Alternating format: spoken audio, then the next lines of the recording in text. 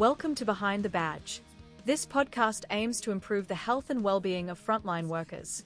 Each episode features candid conversations with former and current frontline community members and subject matter experts. Join us as we explore the unique nature of serving in high-risk roles, sharing inspiring stories of resilience, strategies, and resources. We are not qualified health professionals, nor are we aligned with any organization. The opinions expressed in the podcast are solely our own. Additionally, the content may evoke strong emotional responses for some. Listener discretion is advised.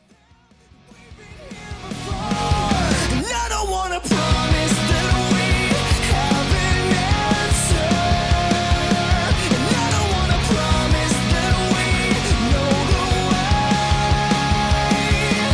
I just wanna bury the guilt of the nature like a tidal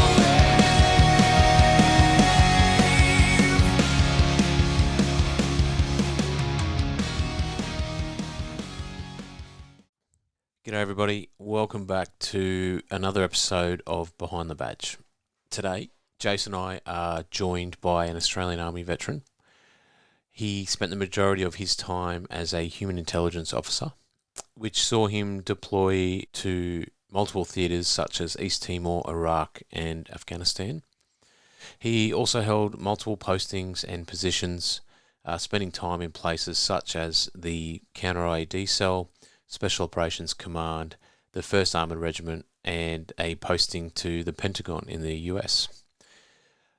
Post his human intelligence role, he retrained and spent a short stint as an Army psychologist before then discharging and transitioning out of defence. Post-defence, he established his own psychology practice called Tamborine Mountain Psychology, and as the name suggests, it's located in the Gold Coast hinterland on Tamborine Mountain. He also established a social enterprise attached to Tamborine Psychology, and that social enterprise is called Halcyon Woodcraft. Halcyon Woodcraft is focused on delivering free hand tool and woodworking programs to veterans and emergency service workers. The programs focus on enhancing well-being through mindful and purposeful actions, social connection, creativity and promoting a closer relationship with nature. Further to that, he was also awarded a Churchill Fellowship in late 2024, and that Churchill Fellowship is to investigate the mental health benefits of green woodworking for veterans in therapeutic settings. That'll see him travel to Japan, USA, UK, Sweden and Latvia later this year, and will provide an opportunity for him to meet with other craftsmen, academics and mental health professionals to see how woodworking and nature-based therapies are being applied internationally. Without further ado, it is our absolute pleasure to introduce to you Nev Jones. Welcome, Nev Jones. Well, thank you very much for having me. I've been a fan of what you do here. I've listened to most of your episodes and I love your message and I love your mission, so it's good to be here. Awesome, thanks mate. And I think, having you on and what we're going to speak about absolutely fits within our mission in trying to provide some practical tools, strategies and services to those that sort of listen, and particularly those in Southeast Queensland as well. Yeah, look forward to talking about it. Yeah, thanks for having us in the studio, mate. It's fantastic. Loving it. Yeah. What we might do, Nev, what we normally do is we take it right back to the start, provide a bit of context for listeners and get you to tell us a little bit about your upbringing, so where you grew up, how you grew up, and then I guess ultimately what led you into service. Yeah, sure. Yeah, well, geez, that's a long story, but we'll see how we go. So I was raised and I grew up in a small town called El Arish in far north Queensland, about halfway between Cairns and Townsville. It's a World War I soldier settlement town in that after World War One, returned servicemen in particular, soldiers from the Light Horse were allocated parcels of land out there in return for, they had to clear it and farm it within certain time frames, and pretty bloody tough going up there. If you've ever been to far north Queensland, it's always raining, it's bloody cyclones every year, tough country, hot, humid and the like. So I guess that sort of really that history of the town and the area built a innate toughness in the people up there as well. So I grew up on a banana and cattle farm up there, and I was there through my entire childhood on my parents' farm. I loved being out in the bush when I was there. I was always happiest being in the bush, whether it's swimming in the creek, fishing, shooting, hunting. Generally being a bit of a being a bit loose as a kid up there, but it was it was really good, and I was always attracted to the bush and the being outdoors up there. And I guess that really sort of gets it, as we'll talk about some of the nature-based programs I run, but that if I think back now, that's probably where a lot of that sort of came from. During my teenage years, I suppose in high school, I also discovered rugby league, which is a passion of mine ever since. I've sort of played proudly for the Tully Tigers up there through all grades, and that really sort of showed me playing bush footy up there. Really sort of highlighted to me how important and how much I cared about sort of teamwork and working hard, sweating, blood, sweat and tears with your mates next to you and stuff like that. Training hard and playing hard and probably partying hard at the time as well.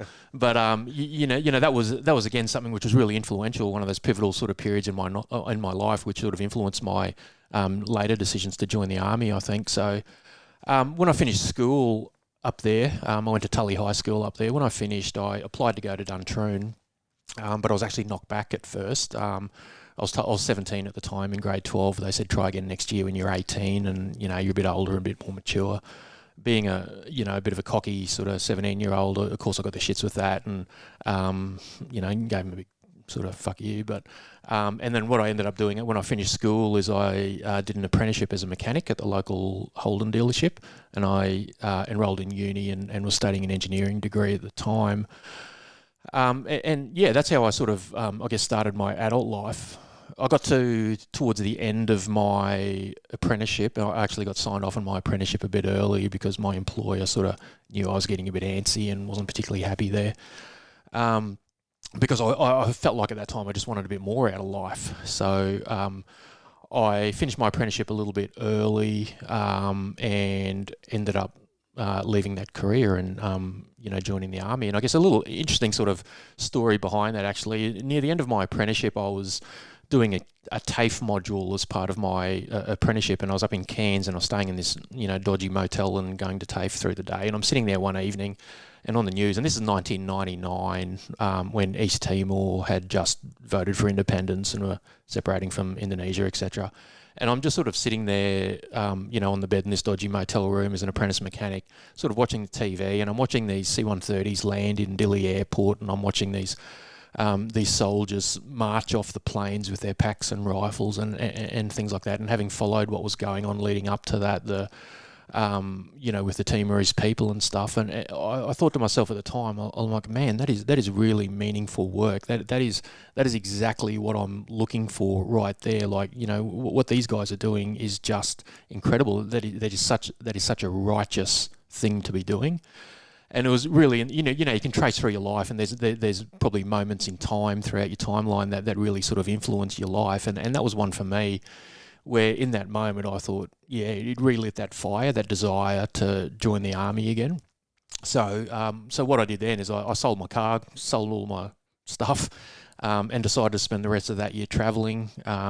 Incidentally, I travelled to America mainly and Canada. When I was in America, I did a tour of the Twin Towers. I went up the Twin Towers. I did a tour of the inner sanctions of the Pentagon and the White House and the like. And I'll come back to that later. But little did I know that a year later, those Twin Towers wouldn't be there. The Pentagon would have a big hole in it from a plane. The White House would be locked down. And little did I know that 10 years after that, I'd actually be back over there again and working in the Pentagon and the White House there. But that's a story for later. So anyway, after that I was accepted into Duntroon, and I went to Duntroon, and I was fortunate enough to be part of the 100th graduating class at Duntroon. Yeah. Can we just go back a little bit, Nev? What inspired you to join the military in the first place? Did you have any family, or was it growing up in that town that you said that had that rich military history? What was it that sort of sparked your interest initially? Well, I think part of it, and if I think back to my earliest memories in primary school, like, they were really big on this history of the town, and Anzac Day was really big, and the monuments around town, all of the streets in town were named after World War I generals, so it was a really big part of the identity of the town. So that really sort of, instilled that sort of, I guess, that thought, or planted that seed of thought in my mind at the time. And it's something I sort of carried through my childhood and teenage years. So, it was always there. My father was in the Air Force for a little while. He was a corporal in the Air Force a long time ago. That had a bit of influence on me. My parents were very supportive of that. And part of it was that small town sort of thing as well, where you just want to get the hell out of your town as well, and you want to see more of the world. And I definitely had that itch, where I just wanted to I wanted more in life. I wanted to do something bigger than myself. I wanted to see the world. So, yeah, it was all of those, a bunch of naivety in there as well. But, so that's really sort of what drove me to it. Yeah, cool. And did you have any, influences or mentors throughout that process of joining up? Like I said, you went to Duntroon. Did you have anyone sort of pointing you in that direction, or were you sort of, I guess, self-guided in those decisions? Yeah, I was more self-guided, to be honest. I like the idea of being an officer. I did toy, when I applied for my apprenticeship as a mechanic, I did toy with the idea of doing that through the Army and enlisting in the Army. But I kind of felt that, I guess my background and skills and education and whatever were probably more suited to being an officer. I was sort of very much self-motivated to do that. Yeah, cool. And so how did that process go, signing up? You had to travel into Cairns or Townsville, go through that process before you went to Duntroon? Yeah, all of the selection process was done down in Townsville, down there. And was that, you'd gone over in 2000 to the US? Yes, it was, yep. So did you join up pre 9/11? Yeah, 9/11. Okay, so that I mentioned before about those pivotal moments in your time, and I know a couple of your previous guests has spoken about where they were on 9/11. So here's my story. So dead set, halfway through my time at Duntroon, 9/11 happened. Like 9 months into that 18-month course. Up until then, it was all about Timor, all of the training was configured around regional operations in jungles in Timor and the like. And one night after 9 months in, halfway through my time at Duntroon, I was out on the piss with a few mates in Canberra, and we came back in the middle of the night, and somebody mentioned that, a plane had hit the one of the World Trade Center buildings. And that sort of, my ears pricked up, having, been there just recently, like less than a year before that. And I actually had some photos of the World Trade Center stuck up in my room on the wall. And I'm like, oh, okay, let's have a look at this. Turned on the TV, and then we saw the second plane hit that building, and then sort of knew straight away that, what was going on. And straight away, without saying a word, like myself and mates around me knew it was a terrorist attack straight away. And I remember vividly, actually, a mate of mine who was standing next to me as we were watching the TV leaned over and whispered in my ear. He goes, "We're going to war." And obviously a pretty naive statement at the time for a RMC cadet. But holy shit, that absolutely, in that moment, changed the trajectory of my life. I was just going to say, how did that change? Like, I guess prior to that, before you joined, there was, apart from Timor happening, there probably wasn't a great deal going on around the world. But when that happens, how does that change your, like, shit, I'm in this for real now. Like, how was the vibe at Duntroon? Yeah, it changed instantly, and obviously it's a long time ago, but my recollection was that it changed instantly.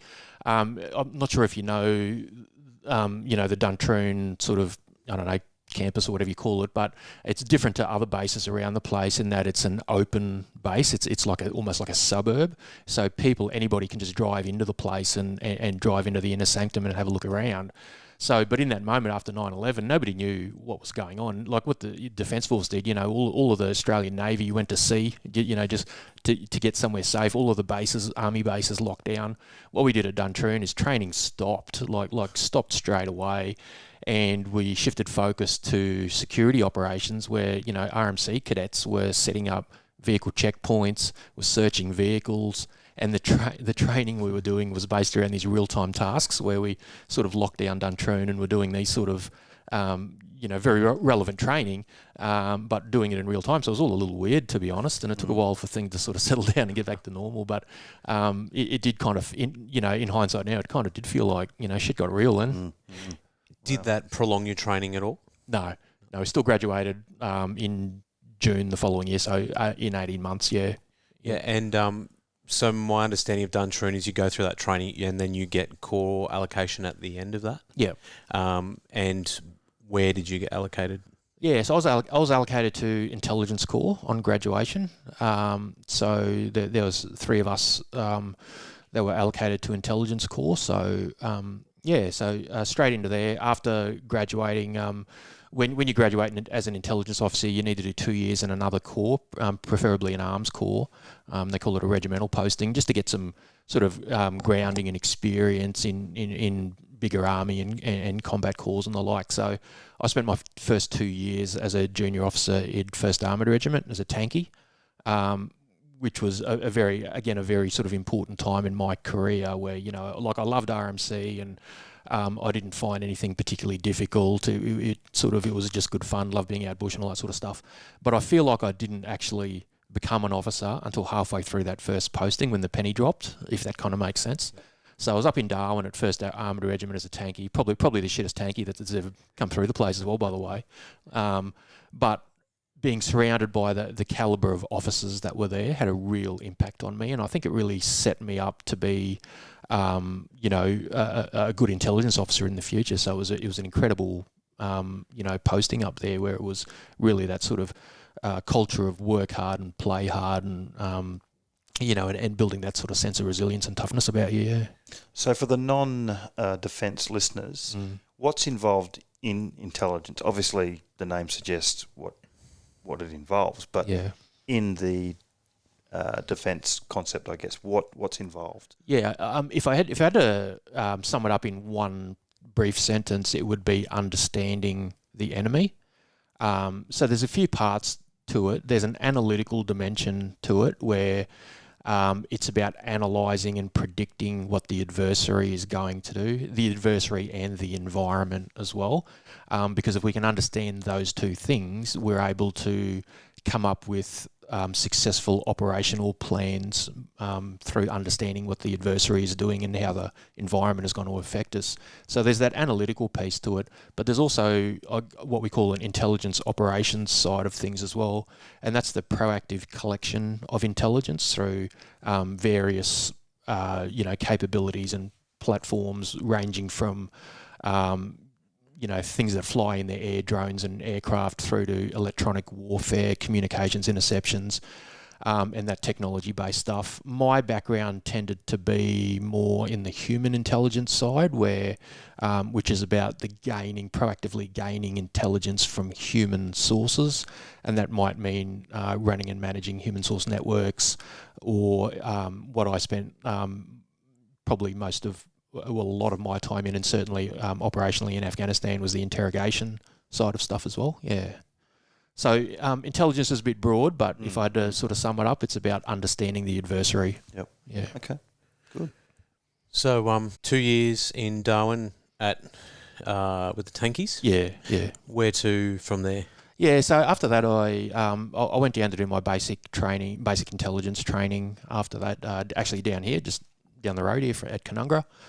And probably spent about the next year or so doing various courses and specialist courses and all that sort of stuff to be fully qualified. And then when I was at that stage of my career, I was, as a sort of, I guess, a cocky young officer, I couldn't wait to get back up to Darwin. To be honest, I wanted to get back up to Darwin to the 1st Brigade, who at the time were our only mechanised brigade. I felt like that was home for me, and I just wanted to get amongst it. So the opportunity arose for me to go up to the 2nd Cavalry Regiment, and I was just listening to Jeff's podcast actually, just recently, and turns out he was up there at the same time I was. I didn't know him, but so I was up at 2 Cav Regiment up there, and I spent 2 years up there as the intelligence officer, and then deployed twice while up there with them. Yeah. So I got up there, and initially I was there for only a couple of months and barely sort of settled in, and that was 2006, and that was when the kickoff in East Timor started. Now I had, at that stage, the Cavalry Regiment and 1st Brigade were very focused on Iraq, and to be honest with you, I would have been flat out finding East Timor on a map. It just wasn't on the radar at all, but in 2006 it kicked off with some internal destabilisation and things like that. So at short notice, I was sort of pulled out of 2 Cav and sent over to Townsville for contingency planning to go to Timor, and I ended up deploying to East Timor initially. I spent 4 months in Timor. Knowing that my unit, 2nd Cavalry Regiment, was ramping up to lead the deployment to Iraq later this year. So I had a wonderful time in Timor, but at the end I was sort of agitating to just send me home, send me back, because I've got to bloody ramp up and get ready to go to Iraq. So the short of it is, to answer your question, it was Timor, then Iraq, back to back. Yeah, wow. Busy time for you then. Yeah. A couple of year posting in Darwin at that time, but I probably only spent about 2 months in actual Darwin in garrison there. Yeah. How was the contrast going from Timor and then coming back and pretty well going straight to Iraq? Obviously both operational deployments, but I imagine they would look and feel quite different. Yeah, very, very different. Very different. Timor as a first deployment was excellent. It was a really enjoyable deployment and a really rewarding deployment. And I go back to that sense of righteousness, I suppose, as well, where we were genuinely having a tangible impact on the population there. I started off the deployment as a random staff officer in the headquarters. I was the intelligence plans officer in the headquarters. I had the opportunity. I was sort of sent out to do a bit of a human. I guess I'd describe it as almost a strategic human role, where I spent a bit of time living up in the mountains with some of the problematic people. Like in essence, the military split in half, and some supported the government, some didn't, and it was a bit of a sort of rebellion like that. And I went up there and I spent a bit of time up there in the mountains with half of the army, who were sort of encamped up in the hills, and sort of got to know them, build relationships, and facilitated messages back and forth with our headquarters, and reported intelligence back and stuff like that about their intentions. I was involved in some sort of negotiations with the surrender of weapons up there with them as well. So a really wonderful experience being able to do that. And I can probably say now there's time and space between me and that trip. Like it was, some things are a bit loose around there. Kicking around these guys, in a pair of thongs and sort of, just chilling out and with these guys. It was, it was a great opportunity to do that. So then comparing that to the Iraq experience, I left Timor after I think I did about 4 or 5 months. I can't remember now, but I sort of agitated and got sent home a bit early, and I literally got home from Timor, and then I was pretty much straight on a plane to do a reconnaissance in Iraq straight away, because I'd missed the reconnaissance done by everyone else because I was in Timor. But anyway, Iraq, very different. Obviously, you can't just wander off in your thongs and have a meeting with someone and see how their day's going and stuff like that. So from a force protection perspective, just a very different threat environment. Yeah. So it absolutely very different dynamic. How long was the Iraq deployment? So including the reconnaissance and all that sort of stuff, it was probably from memory, a 8 or 9 month commitment. Yep. Yeah. Yeah, it's a long time. If you had your 4 months of Timor, 8 or 9 months, that's 12 plus. Yeah, it was a lot of time away. Interesting that happened is before I before I went to Timor, actually, I got engaged. I proposed to my girlfriend, now wife, and we planned on getting married in and around then, but then I got sort of sent off to Timor, so we postponed it, and then Iraq came up and it got delayed again, and we were talking about it, and we said, you know what, there's always going to be something going on. We might as well just bloody do it. And coincidentally, she got called up to do this Iraq trip as well at late notice as well, so we were both actually deployed to Iraq at the same time, so we managed to sort of wrangle it so we could go on leave halfway through the trip. You know, you get that 2-week break in the middle. So we went to Rome, and we ended up getting married in Rome halfway through our deployment to Iraq. And so we got married in Florence by some bloke. I think he was like the councillor or the mayor in Florence, all in Italian. Couldn't understand the word the bloke was saying. You know, so our marriage certificate's all in Italian and all that sort of stuff. And then we rocked up back after that, back to Iraq, and my wife rocked up with one of my name tags on a uniform. And good. And so it was a lot going on. So I guess that just gets at how busy life was at that time, that we just sort of did what we had to do. Yeah. Yeah. Wow. What a cool story. You know, of how you got married. It's sort of the I don't know, the high class version of a Vegas wedding, really. Yeah. Well, going back for a honeymoon in Iraq wasn't great, but yeah. My mother-in-law's a bit filthy about it, but that's all right. Yeah. So your wife obviously is in defence? She was, yeah. She's now a high school teacher here. Oh, okay. Yeah. Nice. So moving through that deployment, Nev, coming home, where to from there after that very, very busy 12-month period? Yeah, well, you know, it was tough, eh? So that deployment was tough, and when I sort of think back on my own journey, I reckon that Iraq deployment had a really significant impact on me for a start. So, you know, we were talking off air before briefly about moral injury issues and things like that. That's where sort of, I guess, my first experience with that stuff had come about. So that was 2006, 2007. So that was an election year then. There was an election going on. We had a coalition government. John Howard was Prime Minister. And Kevin 07. Yeah, exactly. Kevin 07 the next year. So so the strategic messages that we were getting was that we don't want any casualties there in an election year. So that was the strategic messages coming from our own country. Now overlaid on top of that is this was the most intense period in Iraq.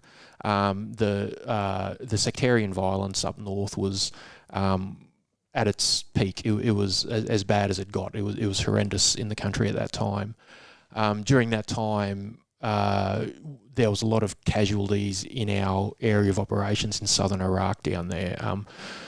You know, I remember when I first got off the plane and arrived there within a day or so, you know, my boss was getting chest poked by an American counterpart saying, hey, you know, we've just had a reservist female lose both her legs traversing through or travelling through this main supply route through your AO. What the fuck are you doing about it? You know, we had probably one of the heaviest battle groups in Iraq at the time, and we were told to keep it behind the wire and keep it safe, and you know, try and tell a soldier that, right? You know, the mission that we had is that Overwatch mission where our tactical mission was to support the local security forces. So if shit went south with the security forces, they could call on us to intervene as like a sort of battle group level QRF, for want of a better term, to intervene and restore security. So we had trained to do this mission. We had trained and prepared to do it,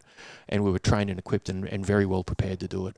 But then when we got there, we were getting this sort of strategic messages from Australia, from our political leaders and our senior leaders saying, hey, you know, well, we kind of don't want you to do that. We want you to just be safe. Meanwhile, our tactical sort of commanders on the ground, we were tactically reporting to the British command in Basra down south and our US coalition partners up in Baghdad, and they were saying, well, what the fuck, you know, you guys own that AO.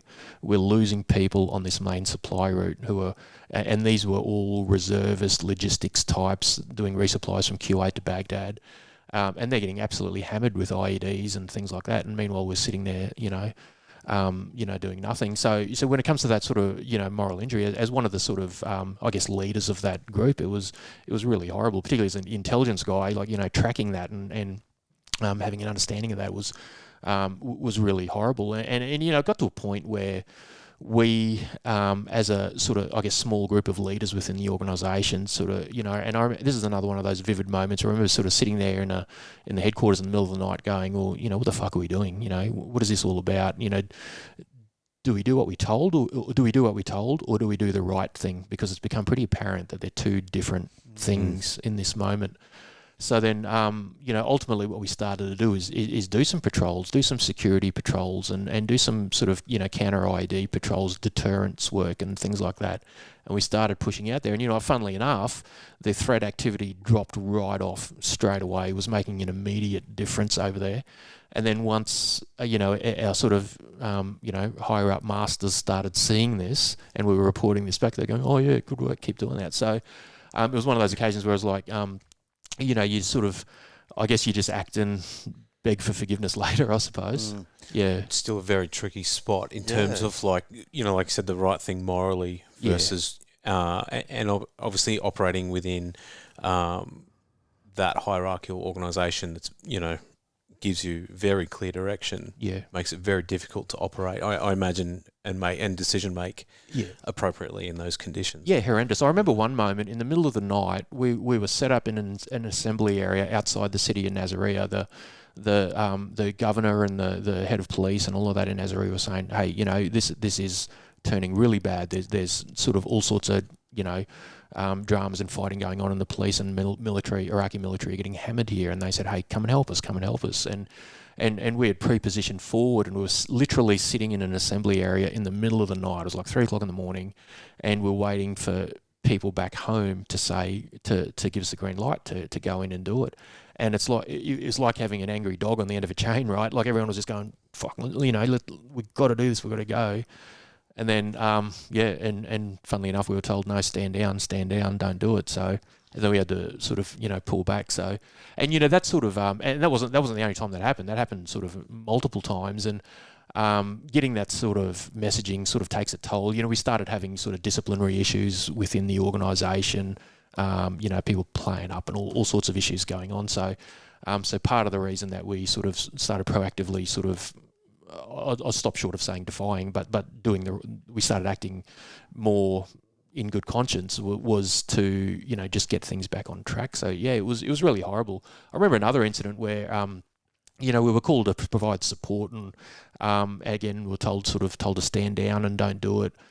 But we ended up getting approval to provide some basic logistics support, so providing some ammunition resupplies, drop them in by helicopter, and utilise the hospital that was on base, the American hospital, to treat the Iraqi casualties that were coming in. And and I remember, you know, again, it was one of those vivid moments where I'm standing at the front gate of the base, and you know, bringing in these Iraqi casualties, and you know, having your hand over, you know, an Iraqi with his gut shot out, with a, you know, gunshot wounds to his guts, and trying to sort of stop the you know, the bleeding out of his gut, and going, what the fuck are we doing here? You know, like, why are we doing this? You know, and that's one of those things that sort of sticks with me. And so anyway, I guess that first couple of months of that deployment was really challenging on a sort of, I guess, a ethical front there. But we started doing things right, and after a period of time, after pushing out and doing stuff, we ended up seeing a fair amount of combat on that trip as well. And you know, we ended up, you know, pushing out to the limits. During that time as well, we were sort of, for want of a better term, almost flank security to what the Americans are doing up in Baghdad. And there was a lot of weaponry and armaments coming out of Iran across the border through our AO and then up north into Baghdad. So we started pushing a little bit further out into our AO to try to, you know, deter or interdict some of this resupply going on, and that led to a bunch of you know, contacts and things like that. And I heard on one of your previous podcasts, Jeff allude to this before, and you know, 23rd, 24th of April 2007 was a classic where you know, we spent 2.5 days in sort of just rolling contacts through a bunch of towns in you know, in the north of our province over there, and you know, having to fight through that sort of stuff. We lost 3 vehicles and injured 3 soldiers, you know, during all of that, and how no one died, you know, astounds me to this day. But anyway, so my point is, with all of that sort of you know, operational influence we were having on the battle space was in some sort of way a relief, a pressure release for the soldiers. And I'm not sure if it's kosher to really talk about it in those terms, but after that sort of, a few months of sitting there with that sort of, moral dilemmas and that tension that was there, being able to sort of let the dog off the chain and do the tactical business that we're there to do was actually good for the organisation. And then, and we sort of were starting to hum from there and did some really good things, yeah. And then subsequent rotations after us did some great things as well, yeah. It's a couple of things that I think of when I hear you speak about that, Nev, is one is that built up moral stress and emotional, I guess anxiety about being able to do your job, and the fact that back then moral injury was not a thing. No, like no one would have even been tracking that. I imagine even the psychs at the time or anyone within Army would have been tracking that these things can cause issues and they can cause negative health outcomes. Yeah, I don't think it was even a consideration in the decision making. Because essentially, I mean, simplistically, how could you be traumatized or have a negative health impact from not going out and doing your job? Obviously over simplistic in that description, but perhaps that was the thinking at the time. The other thing that comes to mind is like what a great example of leading by example as well. Yeah. By making those decisions to, like you said, stop short of being defiant, but going, let's do something about this. Yeah. And then, like you said, obviously have an effect on those later rotations. Yeah, absolutely. Yeah. And I attribute a lot of that to our CO at the time. It was a great man, Changi Rawlins, who he's still kicking around in Army as a 2-star, but he had this phrase that, since the day I marched into 2 Cav Regiment, he used to always preach this concept of bias for action is what I'm getting at. A bias for action, where if you're in doubt, act, and that's very much a cavalry mindset. And it's something I adopted off him, and as a leadership sort of principle, decision making principle, and it's something that I sort of still hold dear to my heart now. And that was the idea where if in doubt, if you're sort of grappling with do I, don't I, what do I do? Just do something. And you know what? It's something that I've taken into my psychotherapy practice now, to be honest, where I sort of tell people if you're stuck in a rut, if what you're doing is not working, then do something else. And if you're stuck in a rut, sort of mentally with depression or whatever it is, just do something. It doesn't matter what that is. It doesn't matter what direction you step in, but just do. The thing that, listening to you talk about that, the thing that I get nervous listening to it about is the dilemma, especially being in intelligence. So your job, correct me if I'm wrong, gain that intel of potentially what's going to be a threat, or what's going to be the best for our soldiers or whatever. To fight against that, what potentially needs to be done. Yeah. But to get a word from someone outside your battleground, I guess, that conflicts with that, surely that's got to... And then hearing from other defence organisations, the Americans, that someone's really got hurt over potentially an issue that not you personally caused, but did you feel responsible for those sorts of... that messaging that you were getting from those other people? Yeah. Knowing that if we had have done this, in my sound heart, I know that potentially that wouldn't have happened. Yeah, for sure. That's Absolutely, got to be, and we talk about it a lot with moral injury. Absolutely. So I guess I could fast forward a little bit and talk to I guess how I personally responded in that regards. At the time, you're sort of caught up in it, and it is what it is, and you just sort of get on with it. But getting home from that deployment sort of was what it was. I do recall, I'll sort of drop this little sort of piece here because it'll lead into something we'll talk about later. But I remember coming back from that deployment and flying back into Darwin, and I remember distinctly looking out the window of the plane and after being in the desert for 9 months or whatever it was, flying back into Darwin and seeing the intensity of the greenery there, and on some level now that I recognised how calming that was for me to to see that greenery, to see that sort of that natural healthy environment. So anyway, I'll come back to that point later, but so I got back and I pretty much had to march out of the unit straight away then onto my next posting. I went down to Canberra again as an instructor at Duntroon and spent a year down there. I ended up only spending a year there. Fabulous posting. It was a bit of a homecoming for me going back to Duntroon. I loved it, and plenty of war stories to tell and stuff like that. Probably ironically, most of what I did during that year was teaching leadership and ethics. So, a whole bunch of stories talking about this exact stuff that we're talking about now, actually, to future army officers. So I spent a year down there, but after only 1 year, I was actually tapped to go over to America. At the time, we were sort of taking a lot of casualties through IEDs and things like that. So they started this relationship with the US where a few people were embedded in Washington, D.C., doing, I guess, what I'd describe as strategic counter IED work. So it's basically liaising with them, doing stuff. And I guess my role as an intelligence officer, I was working for the Pentagon, working for an organisation in the Pentagon, and we were doing the intelligence side of stuff. So understanding the threat, we were everything from understanding the technical parts of the devices that were being used right through to the the network-based stuff, attacking the network stuff as well behind that as well. So, so I went over there and did that for a year, which was a incredible experience. But it wasn't until then that some of this sort of moral injury stuff raised its head with me. And I remember, when the first time where sort of this affected me is I was sort of had an event that was on at Arlington National Cemetery, which is the national cemetery for fallen American soldiers, and I had an official event that was on at Arlington, and I walked in there, and my head was just focused on the task at hand. I was sort of just focused there as I was walking through, and I was walking through the fairly new Iraq section of the Arlington Cemetery, and not really paying too much attention, to be honest. I was just sort of focused on where I was going, and I walked past, and it was a bright sunny day. It was a beautiful day actually, and I walked past, and there was this young girl sitting on the grass in the Iraq section there, and she was reading a book, and she was probably about 13 years old maybe, and she was just reading this book, and I looked at her and I thought, oh, that's a bit unusual, but didn't give it a second thought, and I just sort of kept walking. And then anyway, I did the event, did what I had to do.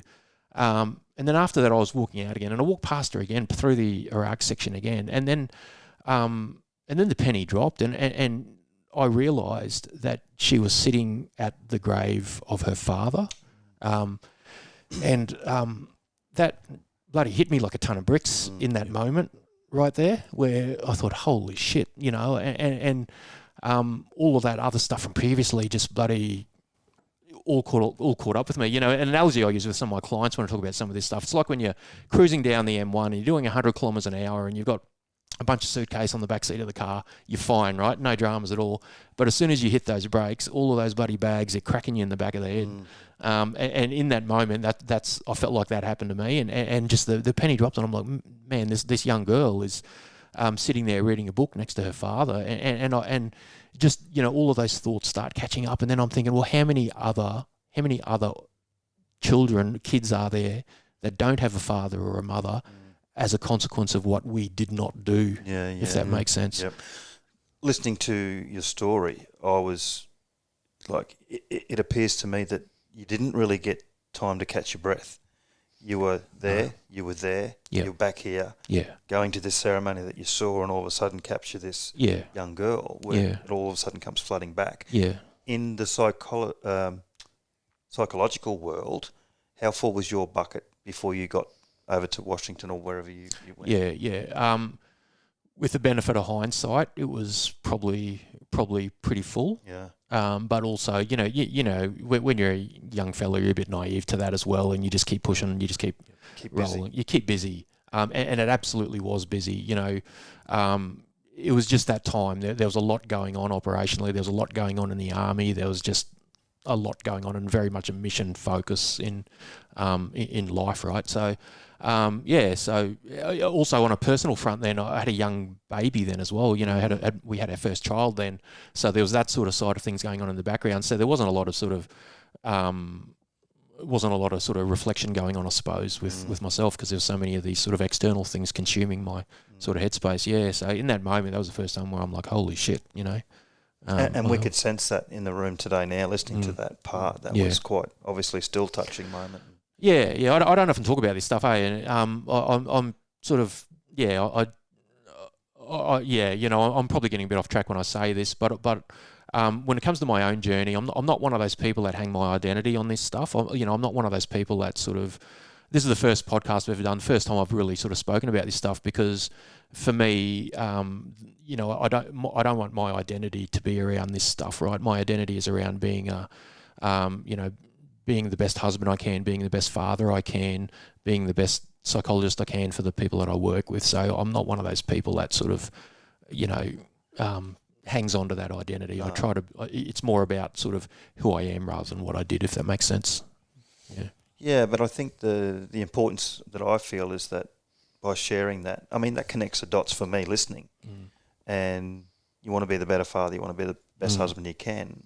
Unfortunately, those things that happen improve the chances of you wanting to be that person. And I guess it's that lived experience that unfortunately you had to go through something bad to get something good at the end of that. Yeah. Would that be fair to say? Yeah, that's exactly right. Yeah, absolutely. And it definitely, like, when I sort of, practice therapy or I sort of, I do my own reflection and things like that, I try to look for opportunities and growth that comes out of these things, right? Where, you might have had a shit day or, a shit experience or whatever, but there's always growth that comes out of that. There's opportunity to come out of that, right? And I think that's when we talk about moral injury and stuff like that, I think that is a really important part of that journey. Is it becomes a question of acceptance and finding opportunity and growth that comes out of that, and accept that you collect scars throughout your lifetime. And it's not about pretending those scars are not there or trying to make them go away. It's just redefining your relationship with those scars. Yeah. And I guess moral injury in particular, if you succumb to moral injury, I guess the upshot of that is that you do have morals, and and do you know what I mean? They've obviously been, something's happened to make you realise that those morals have been crossed or whatever, and maybe that growth point there, one could be that you've identified what those strong morals are. Brilliant. And you can lean into those and go, okay, this is what I'm about. Yeah, brilliant, man. You should do my job. That's exactly a conversation that I have. Like for what it's worth, and as shitty as these sort of things are, in my mind, what it can do is highlight what your values are. And that's such an important thing. It shines a spotlight on your values because they are the things that are being compromised. So in some sense, it can solidify that, and it's an opportunity to nurture those values and find pride in the fact that you have those values. Like somebody who doesn't carry those same sort of values is not going to be affected in the same way. Yep. So, your injury is a consequence of the good person that you are. Yeah, and I suppose on top of that, if you identify those values and like you said, that you can shine that spotlight on them, you can then also protect them as well and not put yourself in those, potentially try and avoid those situations again. Exactly. And doing those things that do align with those values, as opposed to like keep going down that path, doing things that maybe don't align with those. Yeah, exactly. So those sort of those challenges, if you sort of approach it in that sort of mindset, it can guide your future decision making. So it adds some clarity, or can add some clarity to your decision making, because you know what's right and wrong, and you in future you will make decisions. And I go back to that concept of bias for action that I sort of learned from then, and it's something that I still do to this day, where I will choose the right thing over the easy thing, dictated things, or the easy thing any day of the week. Yep. Any day of the week. Yep. And that's something that I've taken out of these experiences. Yeah, awesome. Could imagine those throughout those periods, the frustration. Like we talk about grieving processes and things like that, but in that moral injury process, from a psychologist's point of view, there's the frustration. There's anger because something's not happening the way that you believe should be happening, and so there's all those feelings that someone would experience. Yep. In a moral injury situation, which is really not too far different from a grieving process of losing someone. Yeah. In life, to me, it's which Absolutely, in a sense, yeah. You're grieving that because your moral injury, as you guys know, that it is this notion that your beliefs about the world or how the world should look are shattered or compromised by events that don't conform to how you think it should look. Yeah, so it is. So it's that loss of value structure, belief structure that you have there. Yeah, for sure. Yeah. And I guess in practical terms and sort of leaning on my own experiences, and we're sitting in a room here where I do therapy, and you'll see on my wall up there where I've got my medals up there. One thing that I grapple with, and again, one of those things that I don't sort of normally talk about is my relationship with that stuff, right? And I'm not an Anzac Day kind of guy. I don't do Anzac Day. I sometimes have moments where I sort of question, what the hell is this country all about and stuff like that, and I find it difficult to buy into that stuff, and that's part of the scarring that I sort of carry as a consequence of that. Yeah. In saying that, regardless of situations that happen, there still must be a sense of pride that you've done your job. Yeah, spot on. Good. And that is, I'm absolutely proud of. We're talking about one sort of little window then, in that particular deployment, but absolutely proud of, what we did, what we achieved, and, the people that are in, a part of that as well. Every now and again, I'll bump into people from that deployment, even people I didn't know at the time, but when you say, oh yeah, we were there at the same time, like you just bond and, and it's a really sort of close group. So absolutely. And that counterbalances some of that moral injury stuff, yeah. I had a conversation with a mate of mine who was in defence, and probably in this room with two ex-defence people, good conversation. I had that feeling at the time, and I won't get into the politics of it all, but when I think all the soldiers were pulled out of Afghanistan. Yeah. Now, I'm a non-defence person, as in I don't know those experiences, but I remember feeling at that moment, thinking to me, what these poor women, men and women that go over there and defend the country, like lose colleagues and walk away. Is there ever a sense of what the heck was all that for? Yeah, like that's me. Yeah. Not even have worn the uniform, and that was a frustration I felt. And like I said, I don't know what was going on in the background with the politics of it all, but just all of a sudden, all those sacrifices and everyone getting on a plane and farming out. And I know it didn't happen that quickly overnight, but it almost felt like it did watching the news and thinking, these poor guys and women, what was all that about? What was that for? Yeah, absolutely. I think everybody would feel that to a certain degree, and I certainly found that in my practice. I had this practice going at the time when that sort of Afghanistan exit was happening, and it definitely had an impact on Afghanistan veterans.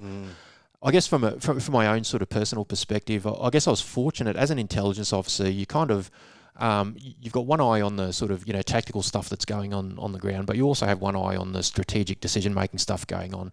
So you kind of, at least I'm speaking for myself, but you have an understanding of why those decisions are being made. You understand the geopolitical dynamics. You understand our role within that, and at the end of the day, we're a tool of government, so we do what we do.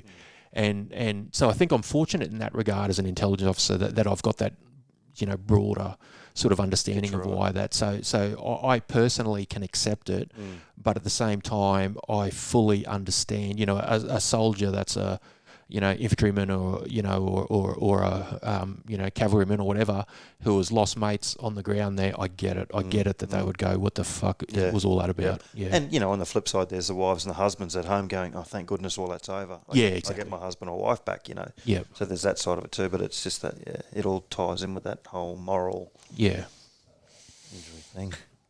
Just before we keep moving on, Nev, I just want to touch on that moral injury space once more. From a psychological point of view, is there anything that we can do in a preventative sense? Obviously we can't stop some of these events happening, but at an individual level, is there anything that we can do, I guess, to set ourselves up better to try and prevent that moral injury from, I guess, having the effect that it does on us? There's a lot of research going into moral injury concepts now, and we're still trying to sort of wrap our heads around what it is and the mechanisms of it sort of appearing. I mean, it comes down to resilience at the end of the day. I think that having a clear understanding of yourself is important. So reflection, understanding what your particular values are and how those values have developed over time throughout your lifetime. What you've inherited from your parents, what your upbringing is, or how that's influenced you and things like that. That's really important, because the better you can understand yourself, the better you will understand how circumstance and the environment will impact those values, if that makes sense. It does. My follow-on question to that, how much, we're talking first response and Yes. defence organisations, how much do those organisations influence those beliefs, values and morals and the way that we think and behave? Yeah. You sort of, because as we know through defence, there's a bit of a process there to sort of indoctrinate us and make us think and behave and act in a certain way. First response organisations, fairly similar, not to that extent, I would argue. Yeah. Do they shape those beliefs or somewhat, or influence them, I should say? Yes, yeah, they do. On a couple of levels. Firstly, I think all of those organisations attract people with certain, ethical codes or values and things like that, and people with those values will be drawn into those organisations, like a desire to help and serve and things like that. So people that are naturally orientated towards that will be drawn in, but at the same time, those organisations will reinforce that as well. And for good reason as well, because of the outputs that the operational outcomes are important. I think part of the the resilience building things that those organisations have is teamwork, right? That's such an important thing to be able to share the burden of those things with the people that we are shoulder to shoulder with, whether you're an ambulance paramedic or a police officer or fire or whatever. But being able to share that experience and accepting that you're not alone in that we have shared values and, we are carrying that burden together. That's such an important thing. And for those organisations, like building, I know there's always sort of criticism and questions asked of, those type of organisations about, whether they promote teamwork, strongly enough and all that sort of stuff. But I would argue that teamwork thing is such an important protective factor in preventing moral injury as well. And I work with quite a few Queensland police clients at the moment, and I'm not sort of, bad-mouthing QPS or anything like that, but, there seems to be a belief amongst some police officers that through various procedural changes that have been implemented over the last couple of years, that this, sense of camaraderie has been eroded a little bit. And I guess we've seen that in the military as well, right? Over the last sort of, 10 years or whatever as well, there's a bit of that feel as well. And as a consequence of that, it leads to people feeling a little bit more isolated, so a little bit more vulnerable to those sort of, traumas and moral injury things. So the advice I would provide to individuals working in any of those organisations, whether they're a leader or manager or not, is just to build that sense of camaraderie, because that is such an important protective factor. Do you think, in your opinion, that the management / senior management, or whatever that hierarchy is in whatever organisation you're in, are they aware of it? Moral injury? Yes, more and more so. It's. I mean, I can only talk from the military sort of context in sort of the education and promotion, courses and education continuum amongst our leaders. It's discussed more and more. The health professionals involved in the organisations are aware of it more and more. But the reality is it's a phenomenon that's been there forever, but it's probably only had a label since the Iraq-Afghanistan sort of conflicts, if that makes sense. Yeah, I think, what we might do is keep moving, stepping through. So we're at the cemetery with that young girl. Did you say it was about midway through your posting over to... Yeah, I think so. Yeah. I only spent a year there, and then I was sent back to Australia to be the head intelligence officer of our counter-ID task force, which is located in Canberra. Again, we were sort of taking a lot of casualties via IEDs at the time. So the intent was to, build our sort of expertise and experience on the IED threat back in Australia. So I was sort of, pulled back from that job and then sent down to Canberra to do that. Incidentally, my family remained in America.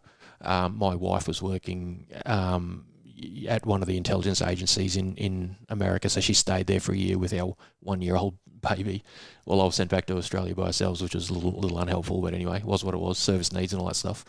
So I spent a year at the Counter ID Task Force, which is a really great experience, incredibly high tempo, could not be further removed from the tactical situation. But in saying that, a really important job, because like my job, like I was sort of regular, like my boss was a 1-star. I was briefing VCDF regularly about IED threats and informing those strategic decision making stuff, right? So so that was a great job. After that, I moved into the SOCOM world. After that, after a year there. Spent a bit of time in SOCOM. There was all sorts of stuff going on in that world. Not only the Afghanistan SOTG rotations, but a bunch of regional stuff going on at that time as well. And then after that, I sort of and these are all pretty high tempo jobs, right? So again, this stuff all sort of takes a toll on you over time. Then I came up to here and I was at the School of Intelligence down the road here, and I was sort of running our sort of human intelligence programs here. During that time, that was when I deployed to Afghanistan. So I was pretty cooked at that point, I think. And sorry, what period was that? Oh, that was 2012, 2013, yeah. Okay. So I was pretty cooked at that point. I didn't particularly want to go to Afghanistan at that time. I think we had our second child was a baby or on a way then, but I didn't. I just didn't want to go. To be honest, I was just cooked, and I was sort of was starting to think about leaving the army and stuff. But unfortunately, at the time, there was only 3 people in the army qualified to do this job, to run this interrogation facility. One of those people was already there, and then there was me, and I don't know what the third person was doing, so I didn't really have a choice. And in the end, I agreed with it. And I've got to say, I'm not one to sort of say no to those things anyway. So if I'm honest with myself, I was saying no, but I wanted to go anyway, so I did. What was offered to me as a bit of a compromise, we'll just go over there as a stopgap, go for 2 months, fill that gap. We'll train up some other people, and then you're good to go, right? And then you can move on with your life. That 2 months turned into about 9 months again, as it does, extension upon extension. So what I was doing is I was in charge of our interrogation facility over there. So we had a team of about 12 interrogators over there, and we were worked hand in glove with the SOTG. They would go out on task, detain, high value Taliban leaders, bring them back, and we would interrogate them and hopefully get some information to turn them around to send them out on the next task. Like that, yeah. So that's what we did over there. It was without a doubt, the most stressful job I did in the army. I was going to say another low tempo task that you've been put on. No, it was bloody insane. Hey, so very different to previous deployments and things like that. Completely different, very different. Very different job, but without a doubt the most stressful thing. And it was really, the interrogation capability has only stood up, and incredibly politically sensitive as well. This is on the back of Abu Ghraib and some of those sort of things. So very politically sensitive. I had a very abridged chain of command. I reported to a 1-star who reported more or less to the Minister of Defence. The Minister of Defence was providing, from memory, it was about monthly updates to Parliament about what we were doing, how many detainees were coming through, what we were gaining and stuff like that. So very much a spotlight on what we're doing. Pretty full on. Yeah, so you're sort of balancing. We're trying to achieve tactical effects, right? We're trying to inform the SOTG. We're trying to get really bad guys off the battle space. But also dealing with some of this strategic stuff as well. So yeah, pretty full on. Very long hours as well. I think I was on average I was probably sleeping, 2 or 3 hours a night at best. And as we know, That is completely the furthest thing kills from you. healthy. Yeah, absolutely kills you. So pretty full on. I had a wonderful group of people working for me and with me, and a very supportive chain of command, but just really intense. I was very fortunate that I was working mainly with the SAS squadron that was over there at the time, and I had a really strong relationship with the squadron commander. We were at Duntran together. So when I first got over there, we got together and we sat down over a coffee and we said, hey, listen, this is what you do, this is what I do, a few friction points, let's work through this and just get on with it. So we had a really, really intimate and really good relationship together. Some of the other rotations before and after me didn't necessarily have the same sort of dynamics. So I was very fortunate in that regard that we had the right people in the right place. So we had some really successful, effects that came out of that. A tough job in that, we talk about this sort of, morality of stuff as well. It's something that sort of rides on my conscience sometimes as well, because that job was 100% about pushing boundaries. And, the way I used to pitch it to my interrogators was that, if you can imagine like a balloon, right, with pressure inside it, their job was to be the air inside that balloon and push against the boundaries. Because that's how we achieve tactical effects, to push those boundaries as far as they could go. But my job was to be that force on the outside to keep them contained so they don't cross those boundaries. So, and that's a healthy kind of tension and stress to have, and that's the only way you would achieve tactical success in doing that. So we did that and walked the tightrope with that and achieved some really good, outcomes. But geez, it was bloody exhausting. I remember just to sort of drop a couple of anecdotes with that. I remember it would have been around about Christmas, close to Christmas Day on 2012, I suppose. We had a bloke that was a Taliban commander that was in custody, that was with us, and we believed him to be, and you'd be familiar with this, is the Battle of Shawali Kot, where Ben Robert Smith was awarded his VC down there. But this guy we believed him to be the Taliban commander in charge of that Taliban battle down there. So anyway, we had this bloke in custody, and we could only hold people for 10 days at the time. I'm being a bit I'm not being cagey. I'm just sort of, I'm talking about what I can talk about. But we did have the option for, to extend that, but it had to be the National Security Council of Cabinet that approved that. So that is the Prime Minister, Deputy Prime Minister, Minister of Defence, Minister for Foreign Affairs, Minister for Finance.